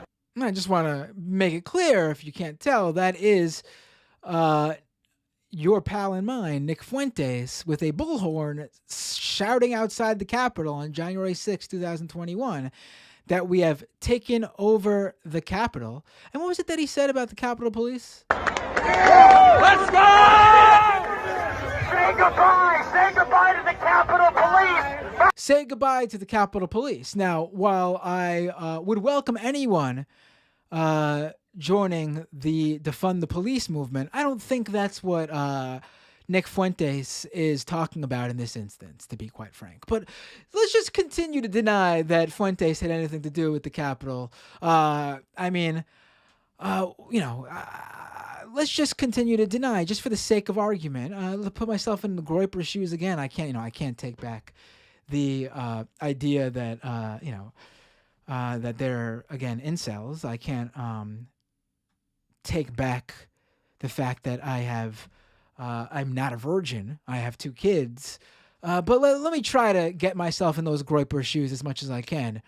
They're stinky. I should probably wash their feet a little bit better. But let me try here again. George Groypington says, good to see you back up and running, Nick. Keep on keeping on. Also to the audience, if you had your phone on you inside the Capitol, destroy it or get rid of it. Feds are using the data. I think it would be too late, honestly.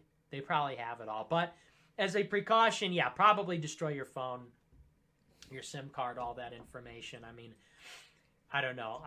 Is that legal to say? Maybe don't do that. Actually, can I say that? Don't destroy evidence. Don't destroy. I don't know. Is that a crime to say? I honestly, whatever. I'm going to say don't. Yeah. That is an episode shortly after January 6, 2021, where he's telling people to destroy their phones, their SIM cards. I'm sure he's just giving advice that he already hasn't taken himself, of course. But let's continue one more time. Let's, 3 strikes, let's give it to them. Let me try to put myself in their shoes once more. This is all just, he would never just outright tell his audience to, I don't know. Why? Because we had no leverage. What are we going to do? What can you and I do to a state legislator besides kill him? Although we should not do that. I'm not advising that, but what else can you do, right? The audio for that clip was a little bit low. I'll fix it in post. But just a little friendly, bringing up the idea of killing legislators. Yeah, who amongst us, right? Who amongst us? I mean, to their crowd of rabid fans who just stormed the Capitol and then tried to do that very thing. I mean, tried to do that very thing, or want to do that very thing, or at least spoke of doing that very thing. Yeah. Listen, I don't know what's going to come out of the January 6th stuff. I think the idea that anyone of any importance who really helped put this thing together, Donald Trump, are going to face any repercussions are slim to none. It's I land in the middle of people who don't take this seriously and people who think this is the biggest event to ever happen. I mean, it's neither, to be quite frank. And I would love to see people, not the dupes, not the QAnon shaman, not the idiots who broke in and just took pictures and looked around and were basically just bodies to give cover to the people who were actually armed and ready to actually try to hurt people and turn the results around. I want to see something done to the people. I want to see people face the music who actually put the thing together. But, I don't think we're going to get to really see that. We'll see with the 3%ers. That will be one to look at. That's the first. To me, that's the first charges I've seen of people who actually were ready to go, plotted and planned, knew what they were doing, were not brainwashed QAnon losers. These are the first ones I've seen to really possibly face some music and deserve it fully. These small business bourgeoisie who went down there to fight for Donald Trump, that lady who took a private plane down there. I don't care about her. I'm more talking about the idiots who went down there, and you see in the FBI interviews where it's like, I thought I was at the White House, or I believed from the Q drop that I was doing the right thing. Like, it's clear these people are not asking you to show empathy for them. They should face some repercussions, but they're not the ones who should be getting the biggest slap on the wrist. We should see the 3%ers face the music, and then Donald Trump, of course. But don't hold your breath, because if you do, you'll probably die.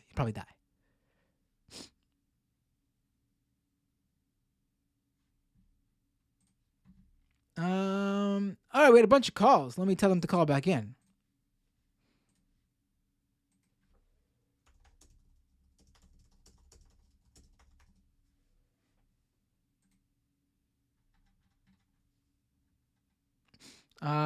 Is there more super chats? Let me see. Oh, let me get to the Moxley super chat. I'll take one or two more calls, maybe. We'll see. Oh, I've still have the Fuentes thing up. I don't need his face up on my... Oh, let's take that call. Hey, what's your name? Where are you calling from? It's Renee from Chile. I'm calling because I want to defend Steven Crowder. Yeah. Oh, well, hold on. We got a Crowder defender here. Let me pull him up on the screen. Hey, Renee, you'd like to defend Steven Crowder? Yes. Okay, go ahead. Okay, I actually find him funny, especially with that Mickey Mouse voice of his. And he's probably just not funny in the way that he thinks he is. It's just that he's kind of pathetic and humorous in the way that he got knocked out by that union organizer. I will say that was funny. We do have to hand it to him there. That was some of his best work, clearly. And when he proved his own, he proved the other guy's argument when he argued with that painter. And then I forgot about that one. Right, the street artist he was trying to harass while they were just painting. Right, and especially for somebody that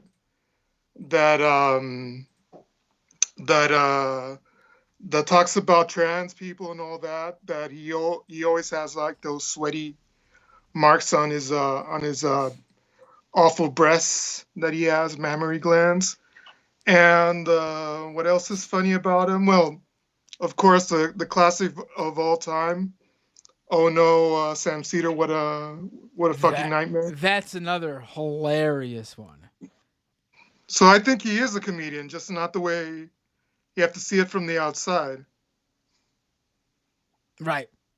I agree. We have to start thinking outside the box a little bit when it comes to Steven Crowder's comedic skills. He's like one of those. He's like one of those like rodeo clowns, like that do those things like sit in the pool and you like throw stuff in it in order to dunk him. Yeah. Yep. And the other thing is for the fash in the chat that you can't compare a riot with a coup or an intent of coup or push. And especially it's how these youth fascists work as kind of like antisocial conservatives being like criminals on one side.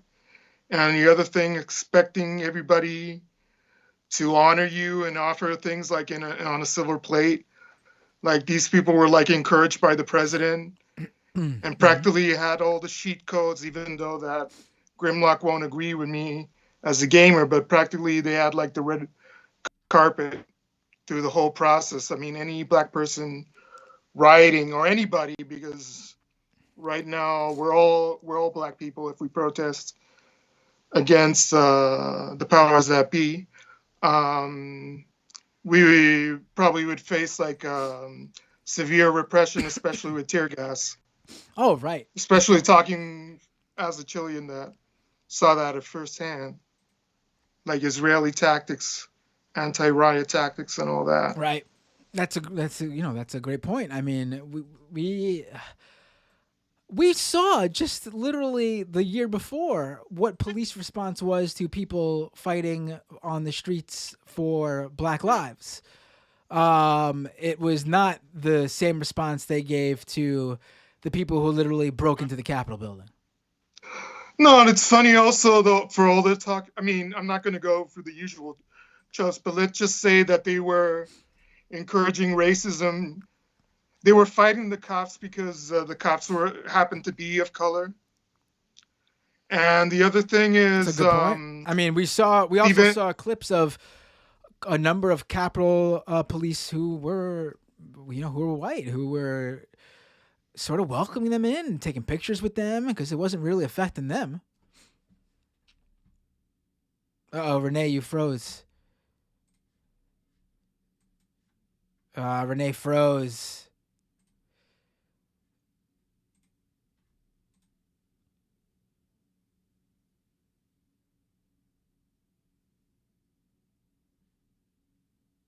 I'm sorry, Renee. If you'd like to call back in, I don't know if there's enough time. We'll see.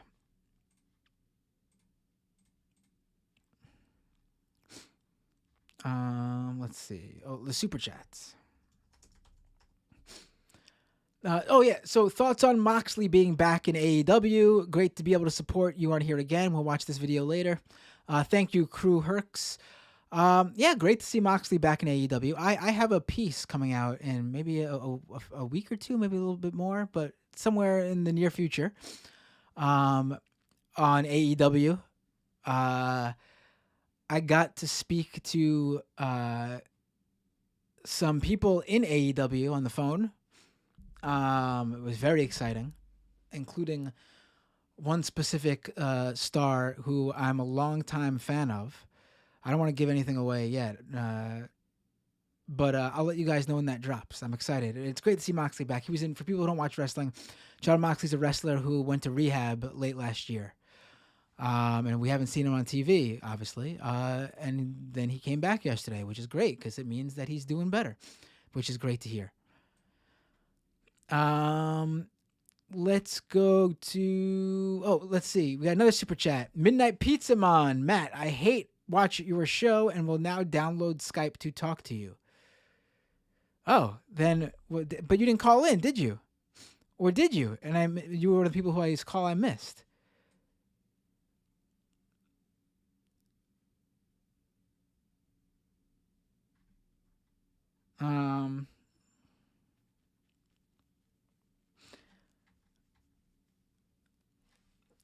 I'm really disappointed in not a single person. And listen, if they weren't watching, that's one thing, like whatever.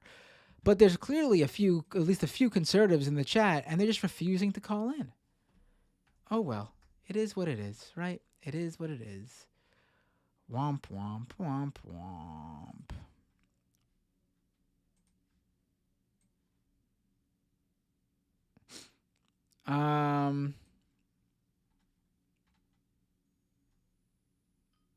Oh, we got a phone call. Hey, what's your name? Where you calling from? Hey, what's up, Matt? It's Omega. Hey, Omega, how you doing? Good. Just hanging out here.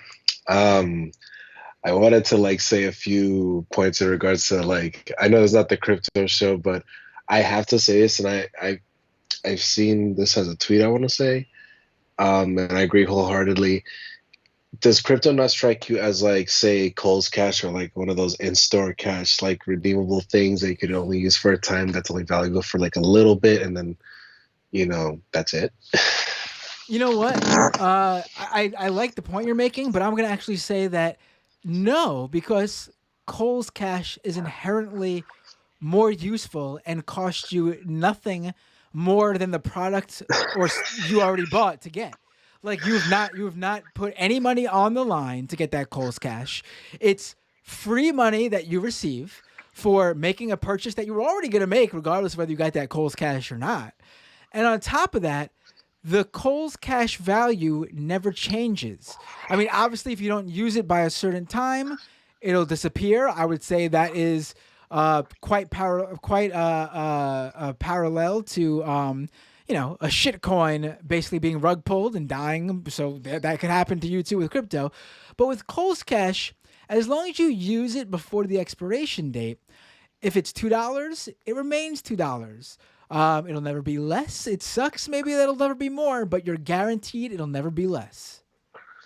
Yeah, and the other part is you could also end up not even having to like pay anything for it, because say you decide, oh, I buy this and then I just return it, but I still get the Cole's Cash. It's like, well, look at that, I still have that, but I essentially paid nothing.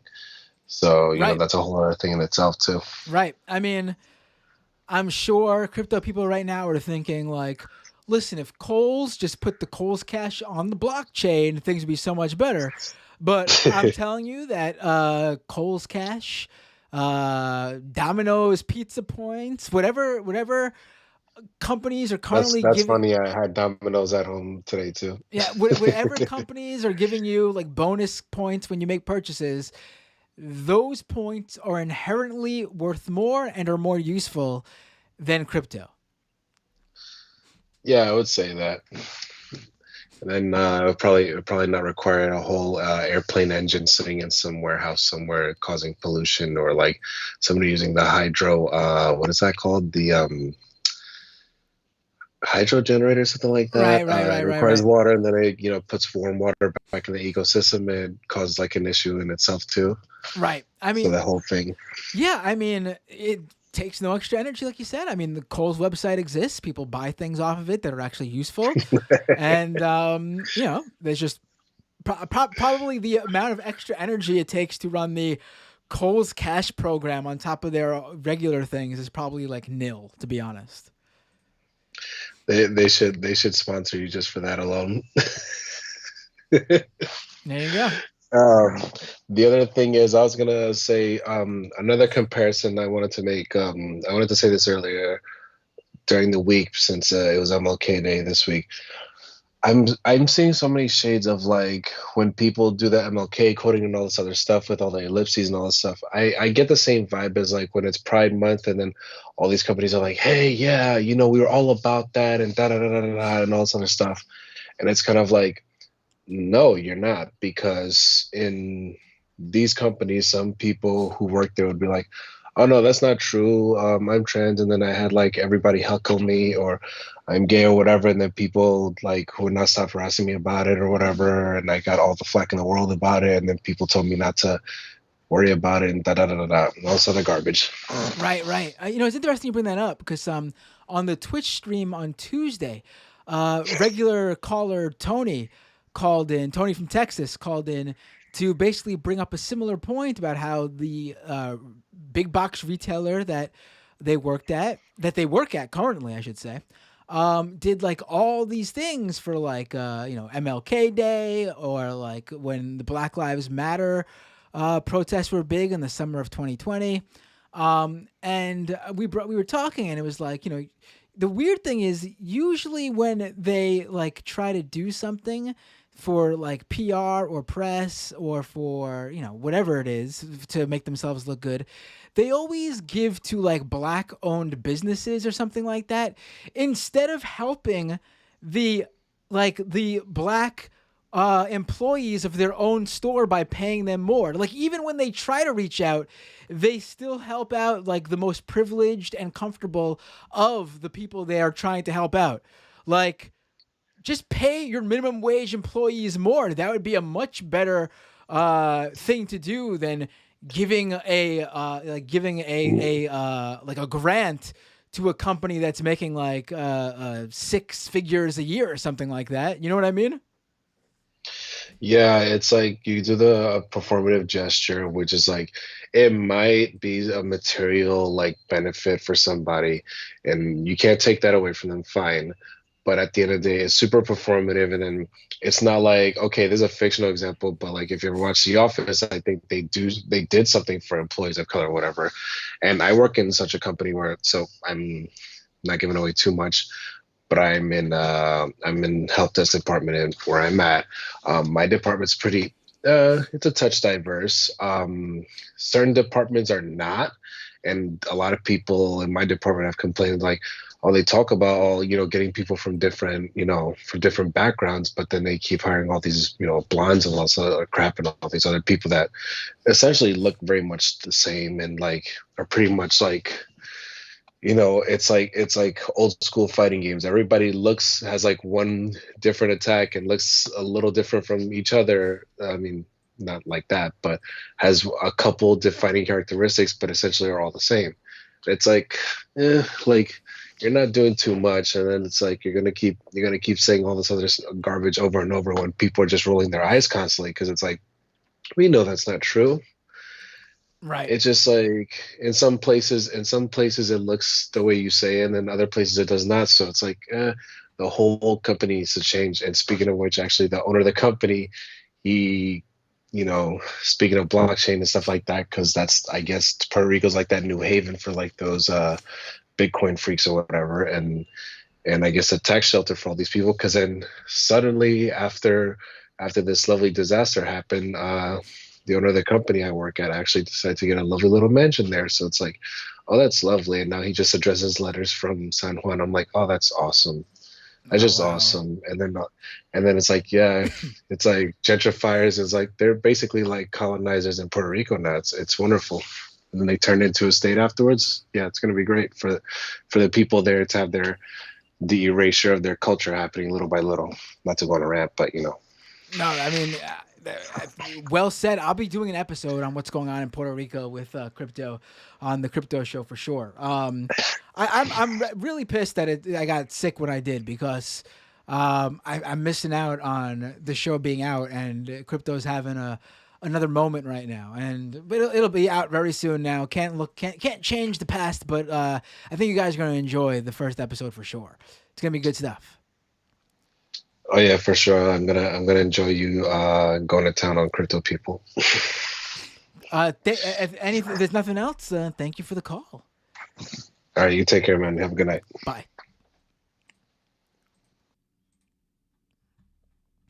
All right, ladies and gentlemen. I think that'll be the show. Let me make sure there's no more super chats.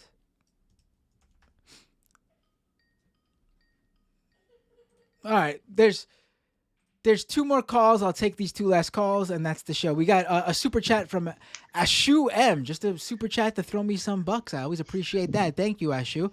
Hey, what's your name? Where are you calling from?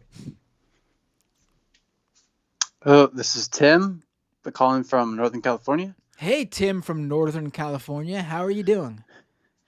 Good, thanks. How are you doing? I'm doing good. What was it to talk about? Good. I'm here to talk about COVID. It's maybe a bit off your main subject tonight. You missed the first caller then, because the first caller, we were all talking about COVID, but I could do another conversation. Right. Great. I'm Tim. I've spoken a few times on your show. I'm a registered nurse in Northern California. I'm glad to hear that you and your family are doing well. Oh, thank you. Good.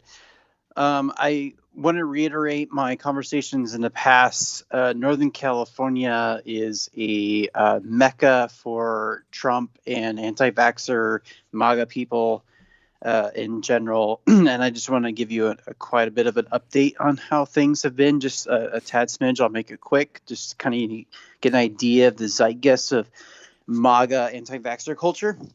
Sure. Forgive me, I wasn't expecting to jump on so quick. There is a new monoclonal antibody that you're starting to see given out in emergency departments and urgent care clinics across California. It starts with an S and ends in an MAAB. When you see a drug that ends in the three letters MAB, it's a monoclonal antibody. There's a new one that we give. It's called like Zatorvidumab. It is the new monoclonal antibody that we're giving to patients in Northern California, specifically Shasta County, for COVID symptoms, especially patients who are at high risk. By the way, sub note. Tonight, we had a successful DSA Shasta County chapter meeting.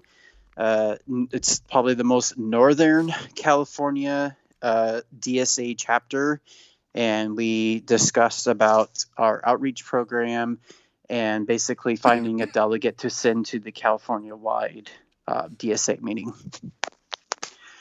But in Northern California, DSA could be like a small amount of the general population. It's very MAGA up here, very Chud-like, and very anti-vax.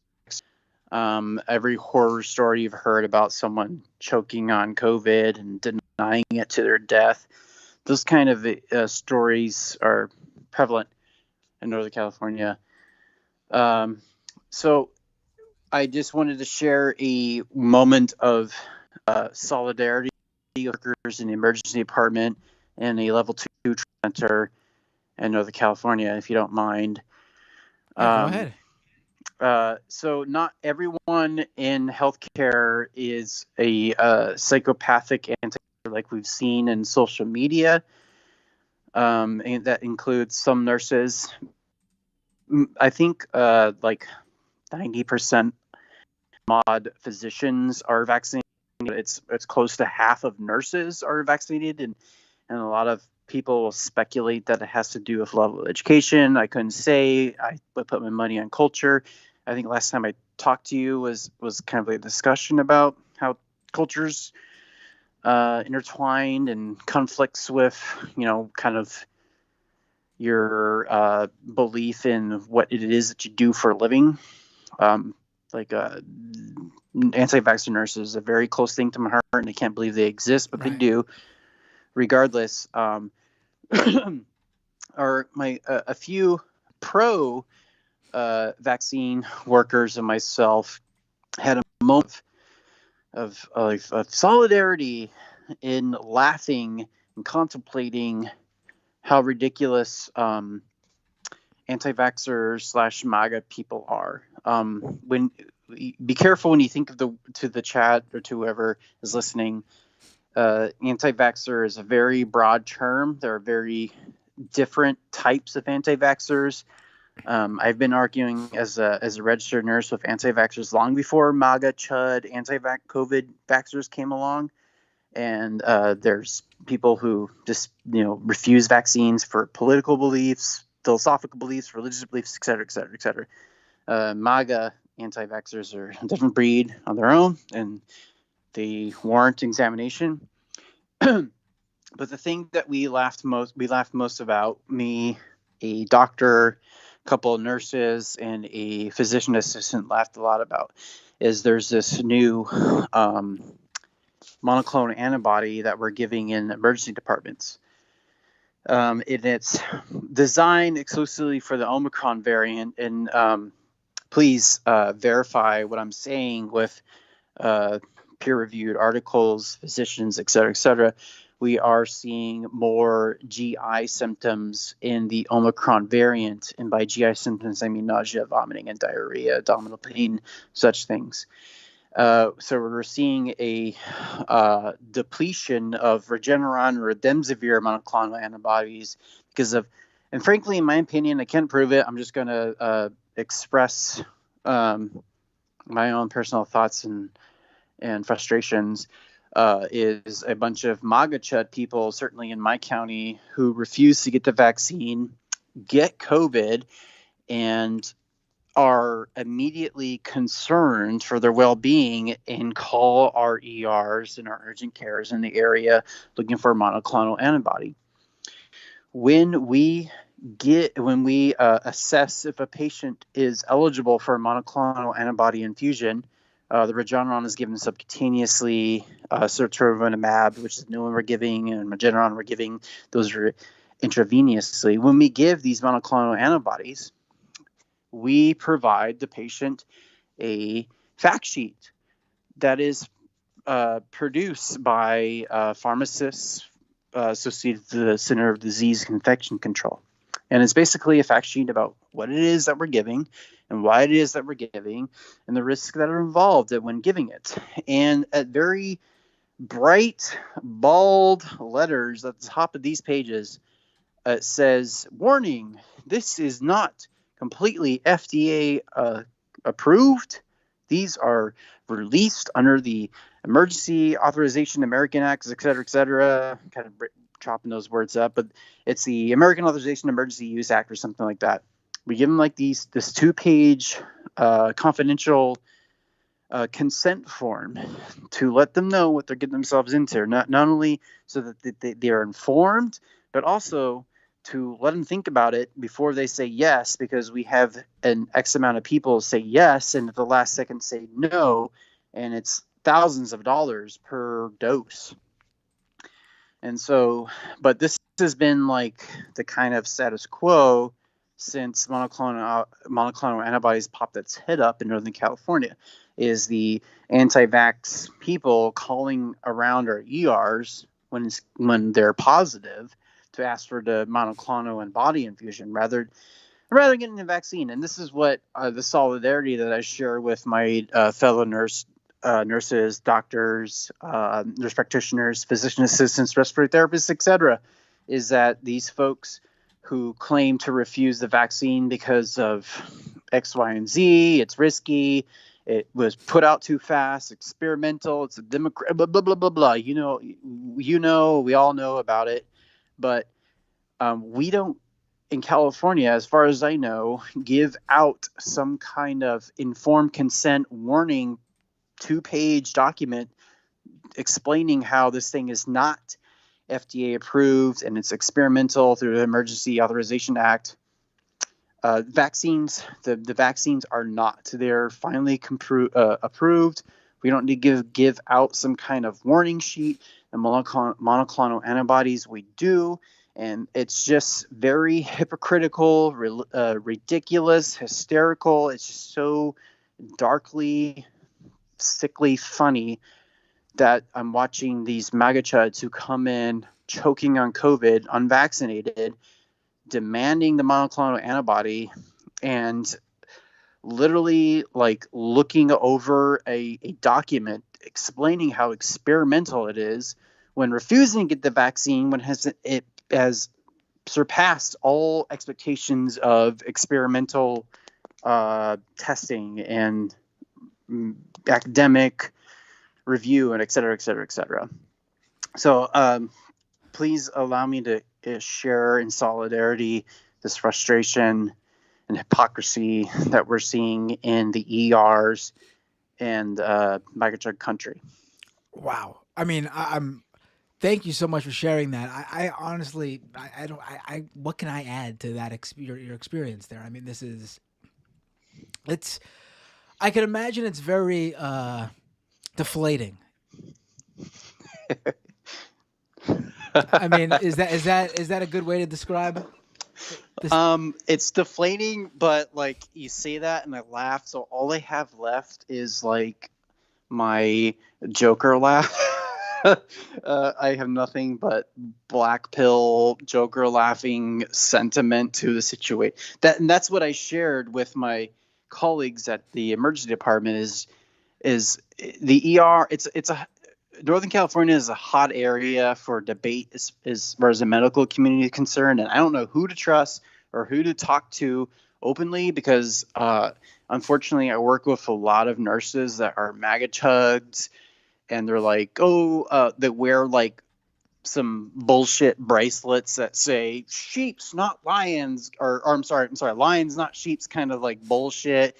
And unfortunately, I live in an area where a large representation of the medical community are, they're MAGA anti-vaxxer sentiments are impeding on their rational medical professional minds. Yeah, I mean, I could only imagine. I mean, what do we do with these people? Like what do you do with someone like that? I mean, it's stunning. It's stunning to me. It's stunning, especially the people who, like you, from your experience, who are in the healthcare industry. It's like, what are you doing? What are you doing? Yeah, there has been a few episodes where some of them they're friends of mine, but they're still who they are, but maintain professionalism and maintain like a unopinionated.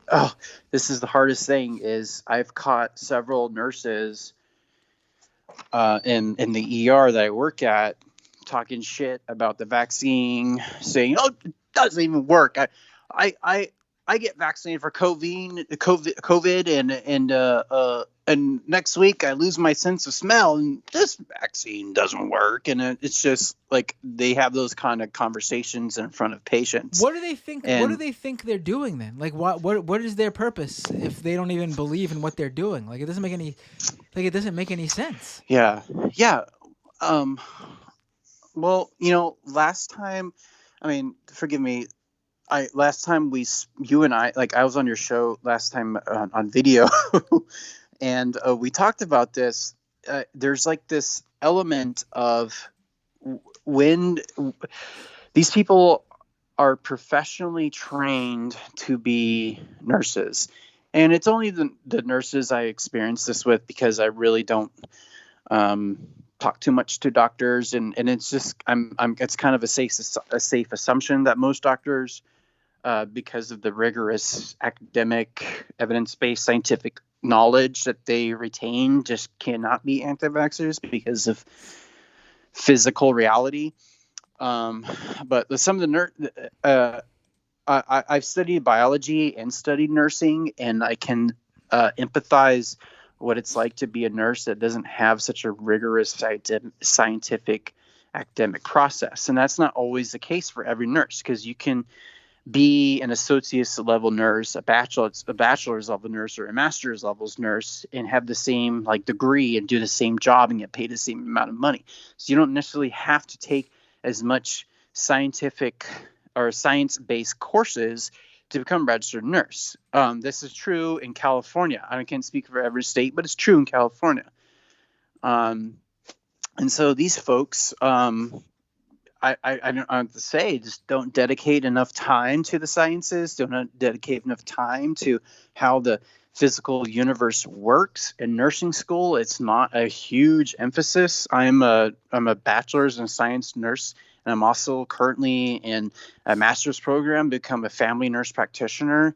And I can tell you, even in my FNP, my family nurse practitioner grad school, the sciences are not a huge emphasis. And I feel like that might be I have no evidence to back up my claim, but as a person who has a biology degree and has a nursing degree, nursing don't spend a lot of time studying the sciences, and my gut tells me that's what the problem is. And I would like to personally, if I may, dedicate my future as a family nurse practitioner, a nurse leader in general to understand this and bring about more science academia to the nursing academic process. I don't even know. I don't even know what to say to this. I mean, you're giving me so much here. Do you think this is going to be a problem that reverberates well after the pandemic? Like, this seems to be sort of spotlighting something extremely wrong when we have people who are supposedly there to help treat this, and they don't even believe in the treatment. Yeah. I mean, you're hitting it. I mean, like, after the pandemic, or for things other like, are we gonna have are we gonna let nurses who tell a cancer patient just to take essential oils or something? I mean, what are we gonna do? Like, I mean, I'm sure there's always been this issue before, but obviously this pandemic has exacerbated it in a way where there's probably a hell of a lot more nurses who suddenly, and I'm not just picking on nurses, obviously. This is in every industry. Previously you looked at anti-vaxxers as like new age wackos who would just fight about putting their kid in public school, and just that would be the issue. We obviously are in a new era here. Yeah, you really hit it on the nail, Matt. And I should probably dedicate my life to writing about the questions you're saying. Nursing academia is a unique beast. It separates itself from medicine in general, but yet follows evidence-based medicine, because all nurses do, by and large, is I might take a lot of heat from this, but it's just follow the doctor's orders. There's a lot more to it. We are trained to see beyond. I know you're trying to, I know what you're saying, but I got to tell you, from my very short, I've never, thankfully, knock on wood, I've never been hospitalized personally, but from my experience with family members who've been hospitalized, the nurses do a much better job in terms of making the patient feel comfortable than the doctor. I mean, doctors can be sort of POSs sometimes. Without a doubt whatsoever, you're totally correct. We are trained to recognize those gaps in scientific evidence-based care, to incorporate a holistic, optimizing patient care plan. That's literally what we're talking in nursing school. We spend less time focusing on the sciences, and we spend a lot of time recognizing on the concept and theory of care in general. And we get you're like this. It's hard for me to break this open, but there's such a huge different approach to patient care in evidence-based patient care approach in nursing science versus medical science. And not that there should be a huge difference, because they're all based in evidence-based qualitative evidence. Still, in my gut, in my reaction, in my experiences, there's just so much room left in nursing academia unattended to. I don't know how to explain it, but there's just as Oh man, there shouldn't be any question as a nurse to following a recommended guideline from a doctor or from a medical institution, since the National Institute of Health or CDC, for example. And they're just, in the last couple of years, because of nursing academia, there just seems, and the emboldenment of nursing in general. Nurses are the most trusted profession in this country. I look up Forbes' annual study. I would challenge anyone who would question my claim that nurses are the most trusted, the most loved profession in this country. The second place would be, I believe, teachers. But like, so people in this country have a profound trust in their nurses because there seems to be more of a cultural, humanistic approach in the delivery of care. Doctors, I mean, people's most general experience, certainly in acute care, is the doctor shows up, writes orders, and goes away, and the nurse is there to witness everything, to care for everything, watch for changes, et cetera, and position to be more influential on the patient than the doctor would. That depends on the patient's reception of a doctor versus a nurse, et cetera, et cetera, et cetera. But regardless, based off American opinion, people trust nurses more than doctors. And so I think that we're at a very critical moment in trusting the profession of nursing to back doctors up, to back medical institutions up, and to support the evidence-based science that vaccines is a real thing. They've been successful over the millennia, it seems. And to, unfortunately, due to the lack of scientific courses in nursing academia, like it introduces opportunities for these psychos to speak up, and who are not adequately trained or adequately educated.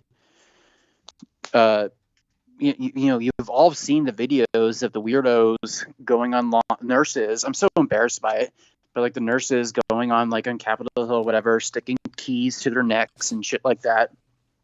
It's just like, where do they get this from? Where do they get this from? Oh, they never really took a real physics class or a real chemistry class or real OChem class. They, not like doctors do, and they just maybe take like a very skim leveled anatomy and physiology class, and cannot like expand or trust the institutions that guide our practice in general.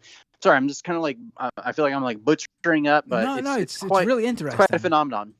No, it's really interesting. Listen, thank you for the call. I really appreciate it. This was great. A lot of things to consider in what you shared.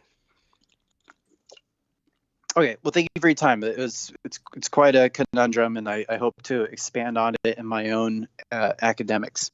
Yeah, and please call in again, and maybe we can even do an episode about this, because this is really interesting, honestly. It is.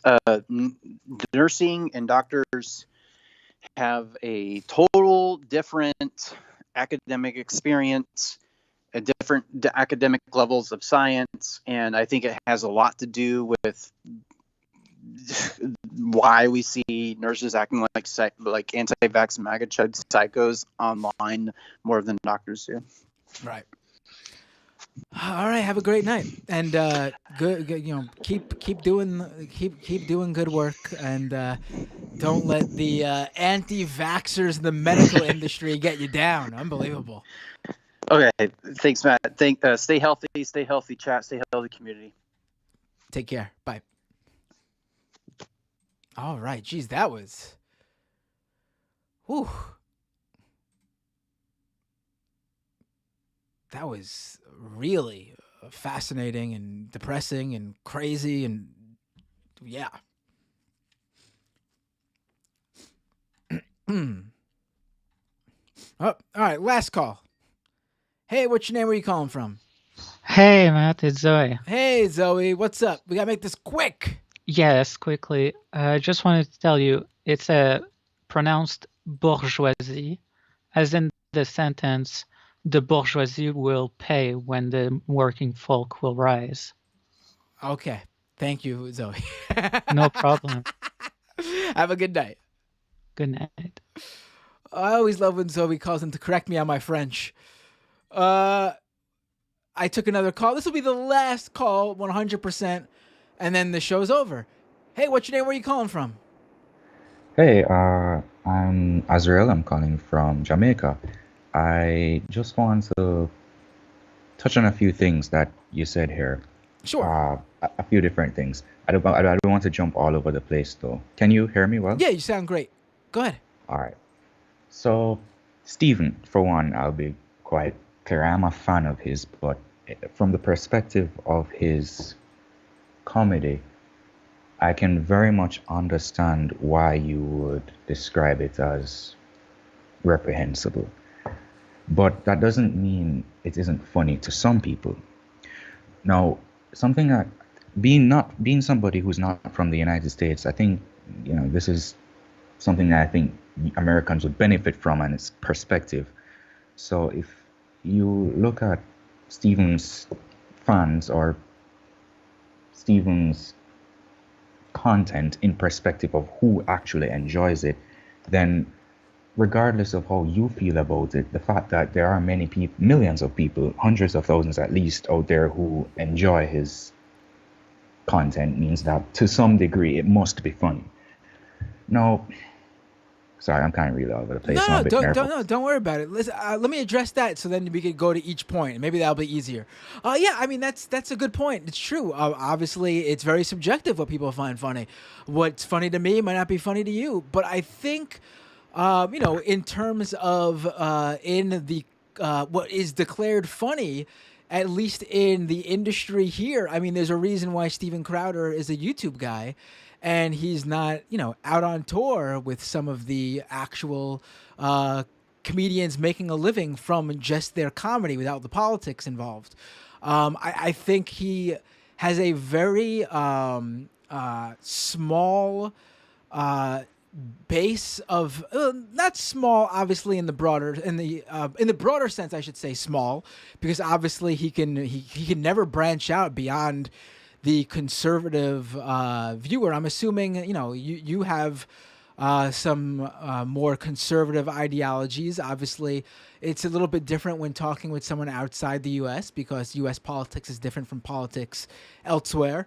But he's got a base of users where maybe he is actually the funniest person, because we're dealing with a group of an ideological base where there's not many comedians that are there because there's just no market for it, really.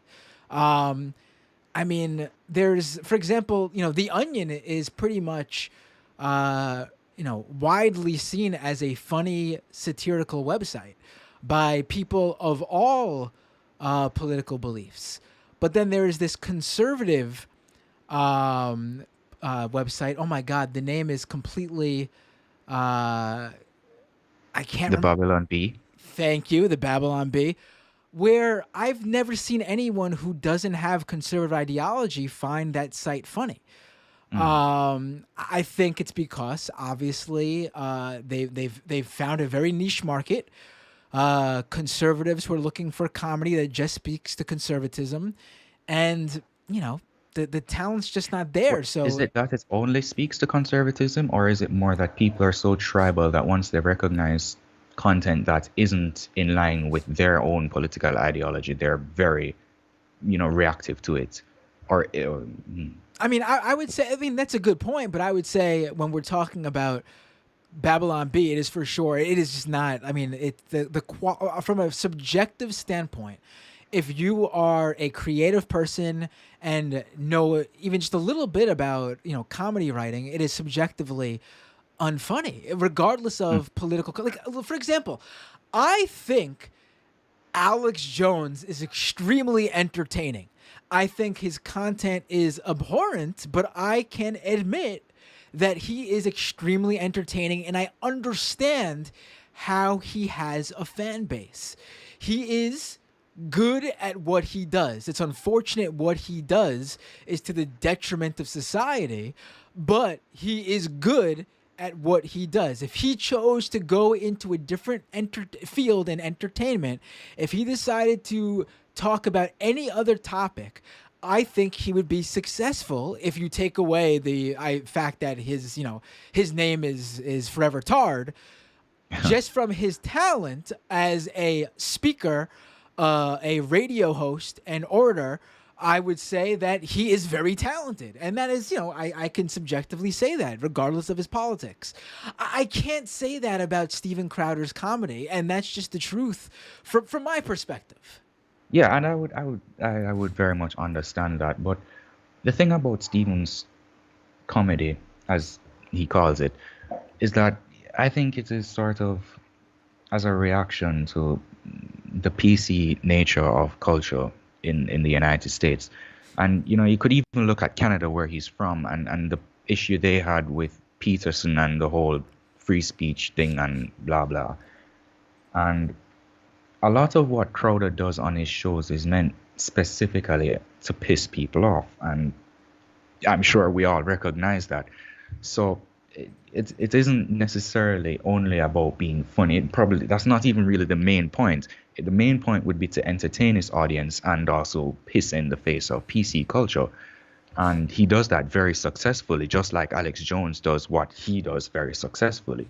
So they have carved out their own niches, but at the same time, I do understand why you would see it as not palatable to you. But on that note, I saw in the chat here some guys talking about Dave from Jamaica, and I didn't really know. As you said, I probably have a good bit more. Oh no, it's okay. There is a regular caller to this show and a much bigger left-wing show called The Majority Report, whose name is Dave from Jamaica. He's like a regular caller to these shows, and he's a very progressive guy from Jamaica. And so they're just joking, I guess, about the fact that you're like, I guess, like the alternate universe version of him. No, but most Jamaicans are quite conservative, actually. He tells us about that. Yeah. Listen, here's the thing, though. I don't think Steven Crowder is technically speaking to political correctness or PC culture. Like, I think so many conservatives use that to basically seem cool or act like they're doing something edgy. Like, they're really not in many aspects. Like, I think you can be doing both. I think he can be trying to seem cool within his group of conservative followers, while at the same time also, as I said, kind of slapping the face of PC culture, because the only way to slap the face of PC culture would be to say things that aren't politically correct, which is what he does. So he can be both shilling for his audience and slapping in the face. You see, the thing with Crowder is that, and I'm a black person, obviously. Right. Well, not obviously, but I'm a black person. I don't find his black impersonations or impressions the funniest. I find his Asian ones hilarious. I find his Southern white guy hilarious. I find all the other impressions that he does hilarious. I googled the Dave from Jamaica guy, and I'm familiar with Sam Cedar to some extent, but not really with the show. I kind of skipped through a few videos that came up, and I can say I don't like to hear people try to impersonate Jamaicans. I genuinely find that offensive. So to me, that was offensive, but I don't. Not really, but I could have allowed myself to be offended by it, but I wasn't, because I understood what was happening. The thing with Crowder is that even though I do genuinely think that some of what he does is bullying, and I would agree with you on that, I think he 100% should have the right to say it. Whether or not that's legal within the terms of service of YouTube is another thing entirely. Oh, absolutely. But if he's coming at it from the perspective of my speech is being encroached, look at Canada, my home country, where that's not really a thing. Hate speech is there. I can be charged for misgendering somebody accidentally from his perspective, which is probably extremely unlikely. But I can tell you. In the United States of America, you can say anything. Like the idea that you're even questioning or wondering that is really eye opening in the sense of how they've Oh, no, told no, their no, fans. no. Like, I mean, No, no, no. he's I'm not. not questioning it. Steven Crowder's never had his free speech rights infringed upon. If Absolutely not. Yeah. I agree. Okay, good. I agree. Also, No, I but think what I'm saying is that from his perspective, or from the conservative argument that is being put forward, it's that not necessarily today in America, his speech is limited, but one day people pushing for things like hate speech laws, for argument's sake, his speech could be limited because what's considered offensive is subjective. So, like, I could have been offended by the impressions done by the other hosts from the other podcast, that the Day from Jamaica stuff. While I could have been offended by it, I didn't allow myself to be. But most other people wouldn't find that offensive. So, the conservative argument is that things are subjective, and what's offensive to somebody today and what's considered to hate speech to someone today may not necessarily be considered hate speech, or what isn't considered hate speech today may not necessarily not be considered hate speech tomorrow, and it may be something pretty damn trivial, or it may get to a point at some point 3 or 4 generations down the line where it's the truth that you're trying to disseminate and you're being shut down for it, because that's the state of limit. They have the argument that once you start limiting speech, there is no stopping it. Essentially, that's what I'm getting at. Right. No one that I know of is calling for any of that, though. I mean, they're just like literally. Let's take what you said earlier, because that really struck me. You said basically that you found his bits that don't go after people like you funny, and you're not a big fan. Some of it. Right. Some Right. of it. I mean, that really did catch me off guard, because it's very truthful. I appreciate you being open like that. But I mean, see, me personally, I'm not offended by anything. There's nothing that I've seen things that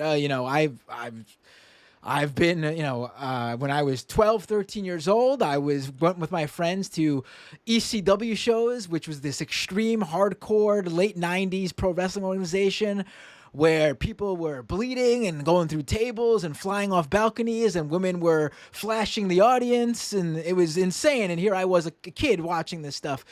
Like, nothing is, and that would be considered politically incorrect for sure. None of this stuff phases me. I wouldn't even call it thick skin, because there's nothing that can, but what I have, though, is empathy for people. And I understand how and why other people would be offended by certain things. And, Absolutely. so like, it struck me when you said that, because like, if a Asian person was offended or hurt by something Steven Crowder was doing, I mean, that you found funny, your argument, though, is that it's good comedy to you, so they shouldn't be offended. I mean, No, my argument would be that it may be good comedy to me, and I understand, and like you said, I have sympathy for people. I'm not above that. I understand that things can be hurt, things that you intend to lift people up can actually be hurtful to them. So I wouldn't say it's comedy to me and they shouldn't be hurt by it. I would say it's comedy to me, and depending on the group that it's aimed at, the impact to you is pretty minimal. So don't have the thick skin that you need to go through the world. So I mean, some but people, why does he? I mean, to me, if you were really politically incorrect, you'd go after people in power. Like you like what? Like conservatives like Crowder side with the people who basically are the politically correct all the time. Like he would probably. I'm sure he's a big fan of landlords, for example, and hates that people got rent forgiveness in this country, where they, during the pandemic, they basically did not have to pay rent. It wasn't forgiven, but they will have to pay it all back eventually. But they couldn't be evicted for a certain number of months under the pandemic. Now, conservatives like Crowder were staunchly on the landlord side and thought this was abhorrent and that renters should pay, and if not, landlords should have the right to kick people out because of property rights. Now, to me, the politically incorrect thing would be to attack these people in power, the landlords, the corporations, the real estate companies. But conservatives don't do that. They side with the power. They say no property rights. That corporation owns that building. That real estate company has the right to, if they could, let you live in squalid conditions if they want. You just don't live there if you don't like it. Like, this is the ideology they have, and they put it forth in there, whatever it is they do, whether they're just serious talkers or comedians. Like, to me, there's nothing less edgy than a conservative who, period, honestly, but a conservative comedian. I mean, I'm supposed to think a guy who makes fun of homeless people is edgy while like defending like the Donald Trumps of the world. His main aim is to. No, I don't think his main aim is to be edgy, but on that property rights thing, yeah, to be a little bit more transparent, I'm an economist, or will be in a few months when I graduate. But look at it like this. What was the impact on somebody whose entire business is the apartment complex that they own? The source of income that they get every month comes from the rent they collect. What about somebody like that? Because a lot of landlords in America are just people like that. Sure, there are larger corporations and duplex companies and stuff like that who can afford to absorb that type of hit, but fundamentally, is that good for the economy? Right, okay, but that same thought process is never extended by the conservative ideology in the opposite way. What is a landlord supposed to do if they can't pay their bills? Well, they have to get a second job. This is the same thing conservatives say when it's the opposite. When a progressive or someone on the left or a left-leaning individual says, there should be protections for renters, conservatives just say, if you can't pay, you get kicked out, or you get a second job. You're not paying, and you're not making enough money. I would say the same to a landlord. And you know what? A landlord's in a lot easier position to do that because the renter probably works a laborious job, a blue-collar job, where their time is actually put into the money they make, whereas the landlord is making income that is that they're not technically really working for. I mean, it's just passive income. No. It's passive. It's passive. It's passive. So they have the time to go get it. But they have the time to go get a second job. not necessarily. And many of these people are working. Many people who do rent work as well. And I'm sure you know that. But put it like this: in many other places around the world, and I get that we're speaking about the US here, but in many other places around the world, certain security nets that you have in the United States don't exist for the economy. So whether or not you directly see the impact on the economy that it has, I'm getting the vibe that you don't really care too much about the economy. So, but anyway, whether or not you see directly the impact that it's having on the economy, it doesn't mean it's not there. So I really lost my train of thought. But see, I don't care about. You're right. I don't care how the economy is doing, because the economy is never a mirror image of how working people, the vast majority of this country, or really any country, is doing. Exactly. There are plenty of. Sorry, I remembered what I was getting. Okay, at. Go ahead. No. But that's my point. Essentially, whereas your economy might not be a reflection of how people are doing directly one-to-one, at the end of the day, the better the economy is doing is the more employment people will have, right? And the more employment there is, the more people will actually be able to go out and buy food and live their life in somewhat of a fulfilling manner. So, and I saw in your chat that somebody said you're getting a libertarian vibe from this guy. And yeah, I'm more libertarian. I'm all about, let us do what will enable people to make the best decisions long term. So we can't put small band-aids. And I spoke about the security nets that exist for your economy, because in my country we can't put band-aids on things that will become long-term issues. And what I'm saying is that in your country, on the left side of politics, there are a lot of things from my perspective anyway that I see as band-aids over bigger issues. And we can talk about the welfare state as one of them and the impact it's had on black people, because I just don't think it's as beneficial as black people realize, I or mean, black people think it is. it's kept many people alive. I mean, Yeah, absolutely. And I'm not saying it should be abolished entirely, because we have a lot of social programs here and I'm for them. So I'm not strictly I'm not strictly an ideologue here, but I try to look at things objectively, and what I see is that in the black community things have, in some metrics anyway, gotten significantly worse since the welfare state was introduced. And you can go through the whole list of conservative talking points, and there are a good number of things in there, such as the importance of a two-parent household. In my country, we see the impact of that directly, the importance of a two-parent household. We see the impact of but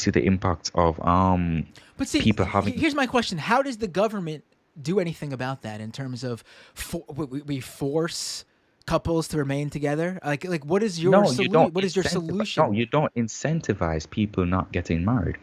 You don't incentivize there not being a father in a household. But I can assure you, though, that's not an incentive. I mean, I can assure you that as someone who has 2 kids, and we all live together. We are my partner and I. We're How is it not together. an incentive when a woman who put it like this? If you're a woman and you have a child, you can either get government money from support from the government, you can work to support yourself as a single mother, or you can have 2 incomes.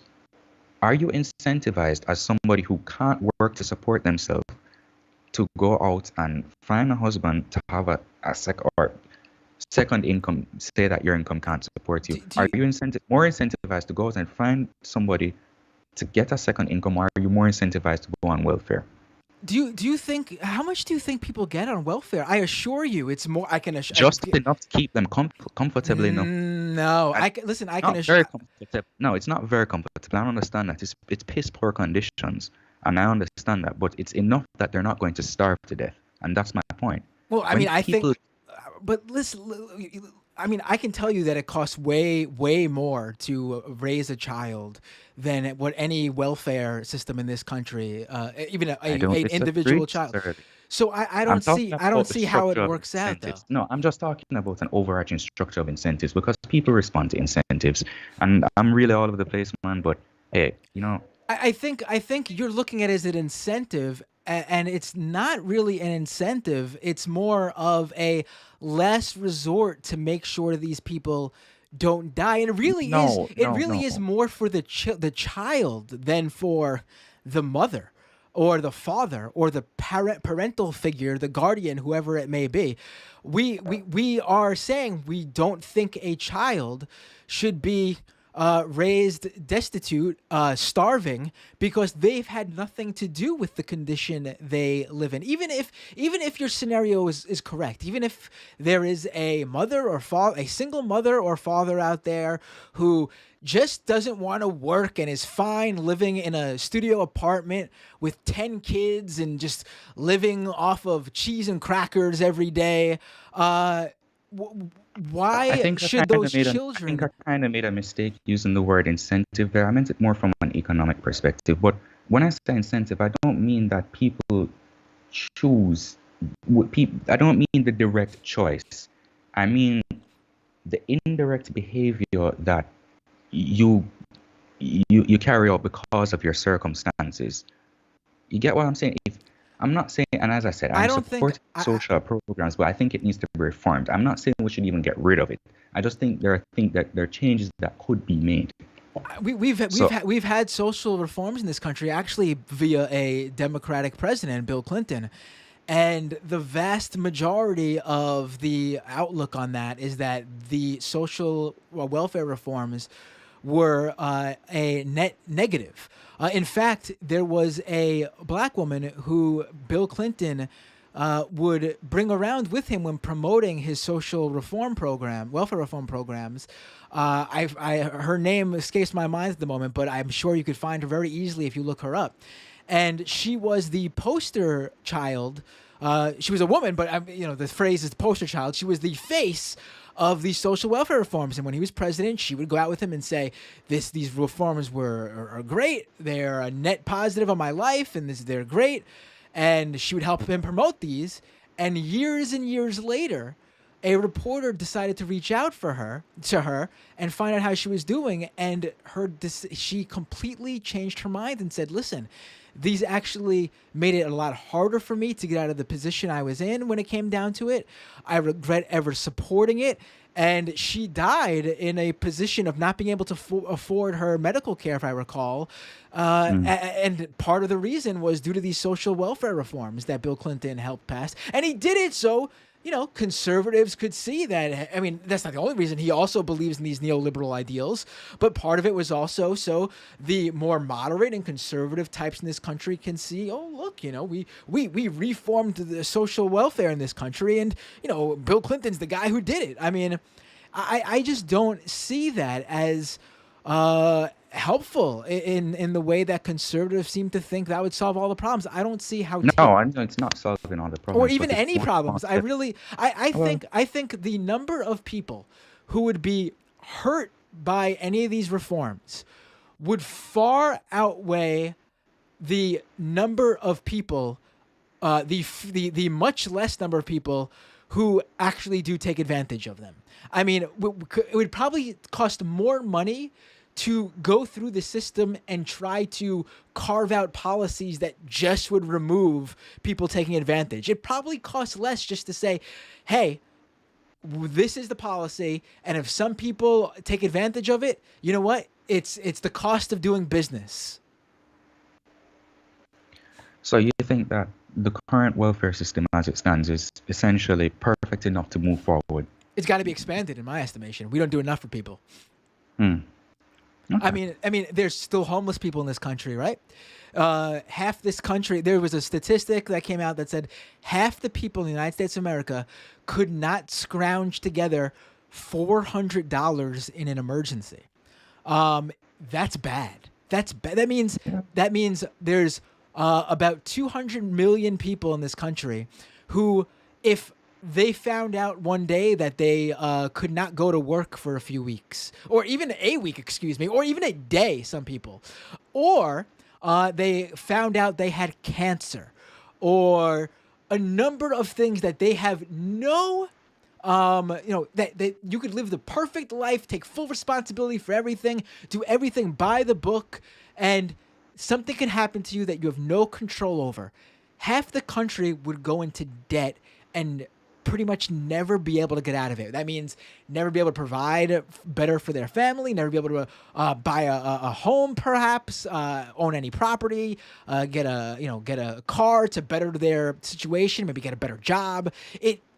But by not being able to do these things, you are basically forcing these people to be stuck. There's no way for them to lift themselves up by their bootstraps because they don't got any bootstraps, because there's nothing there for them to hold on to lift themselves up. That's what welfare is there for. And I can tell you, so many people during the pandemic were able to use that stimulus money that this country gave, the little bit of stimulus money this country gave. There's countries that gave $2,000 plus a month. This country gave, I think it was $2,000 over the course of like 6 months, and then gave another like $1,500 over the course of the next 6 months. That little bit of money, there was data that showed people were able to live in a place that they weren't able to live before, when they were actually working full-time 40-plus hour work week. When I mean live put themselves in a place, I mean people were able to get themselves out of debt, pay off things that they previously weren't able to pay off for. There were people who were able to buy the item that their family needed that they couldn't previously purchase. Like maybe a better computer for their child to do their homework on. These small welfare programs help people so much, and it's always really concerning to me when conservatives view this as these things as bad. And they, and, you know, you brought up yourself the people taking advantage of the system. I mean, in capitalism, which conservatives love to uphold as the perfect system, in capitalism, businesses, corporations, companies have a term called the cost of doing business, where they say, you know what, we know that people are going to return items that they used and get their money back when they and say that they didn't use it or pretend it didn't work. There's going to be people who return broken items that they broke and shouldn't be getting their money back. There are people who are going to straight up shoplift and steal. They do the calculation, the cost benefit calculation. Is it worth addressing these issues, or are we going to spend more money than those people are taking addressing it? And 9 times out of 10, they make the cost benefit analysis that it's better just to ignore it and just let these people take advantage, because they're going to lose more by trying to deal with it. And that's how those few people who take advantage of the welfare system should be looked at. And I really hope more people start to understand that, because otherwise I think we're in a bad place, because this country and other countries badly need to expand the social welfare system, because we are living in a time where the richest people around the globe, worldwide, are consolidating the money that's out there, the property that's out there. And if the governments in this world, all over the globe, frankly, don't start taking better care of its people and doing something about these elites and these wealthy people who are hoarding all this stuff, then we're going to have a real problem where there's going to be a point where we're literally just all literally serfs to a Well, I elite agree class. with you on that. I definitely agree with you on that, but I don't think it's for the government to do it. You know, I think it's for people like you. You know, we need more citizen action groups, because you know you're never going to have the government going out there encouraging people to look into what the government and its friends are doing. So, but I agree. I think to some extent we need to look more carefully at our economic system in terms of how we go about allocating resources. But I don't necessarily think purebred capitalism is the way, but I'm definitely not for government allocation of resources. But hey man, as I said, I'm all over the place. I'm No, I really was happy listen. all Listen, day. we disagree on some things. I think we agree Yeah, on a no, few things that you I don't don't real. Yeah, I Let's didn't put really it this give a way. good representation of myself, but I want to come back next week and I'll try my best to be better. How about that? Sure. Let me just give you this one thing before you go, though. As an economist, I would hope you agree with this. When the wealthy and rich make more money, they usually hoard it and don't spend it. That's why there's No, I disagree. I think when the wealthy and rich make money, I think they hoard it for themselves, but they spend it through reinvesting it somewhere else in the economy. And that investment stimulates growth, it provides jobs, that type of thing. But I mean, I do think we know wealth is that's held not. on to generationally right. by families. We'll have to keep this. We'll have to do it another day. But I think I'll bring data next time, because we know that's not true based on how much they keep hoarding. I mean, it's simply impossible for them to spread the wealth as conservatives claim, but also the amount of money they have, the overall percentage of money keeps rising. I mean, it doesn't make any logical sense. Yeah, I was about to say, when you're getting your data, ensure that you go for real figures in terms of adjusted for inflation, not nominal. So, Sure, of course. hey man, I'm looking forward to it. I'll really try to do better next time. Your chat really roasted me, Anna. No, you I'm listen. happy I It's came anyway, you know? I listen. I always say this. Yeah, I've said this to people who I've completely disagreed with, people who are way further right than you. I always respect the quality in someone who engages. It shows that you're willing to discuss, and I think a lot more comes out of that than anything. And you were the only Steven Crowder fan in the chat to call in. So by that alone, you're already miles ahead of any other Steven Crowder fan who watched this live stream today. So, definitely call in next time. It was a good talk. Yeah, man. Take care. I mean, it was all over the place, but again, I always say that, call in and, no matter where the conversation goes, you're already ahead of the people who are too chicken shit to call in. You can see I was very nice. We, obviously it was heated a little bit and, but I mean, that's how conversations get, right?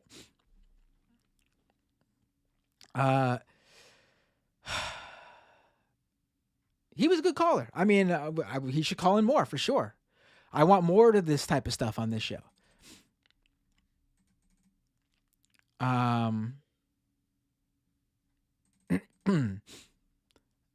Yeah, I'm gonna wrap it up now. Let me just make sure there's no more super chats, and then we're done for the night. Real name with the last super chat, $10 super chat. Apparently, Crowder fans just want to spew right-wing BS on repeat in the chat. That is true of every Crowder fan in the chat, except for that, I forgot his name, but that libertarian gentleman from Jamaica. And Dave from Jamaica should call in next time. I'm not sure if the caller knew Dave from Jamaica was a real person, but I think it would be very interesting to have that conversation with a progressive from Jamaica, with a right-winger libertarian from Jamaica. So we can sort of get a conversation that's more, because there were some things where I can tell probably fits the mark over there and doesn't over here, because the population over there does apparently seem to be more conservative. I mean, obviously, left-wing policies would help the working people there more, in my estimation, but can only do so much for people who don't want something like that. All right, folks. Thank you so much for tuning in. I hope you guys thought I did a good job on that call. I thought it went well. It's interesting when talking to someone who wants to have a serious discussion, because it doesn't usually happen, honestly. And I enjoyed it.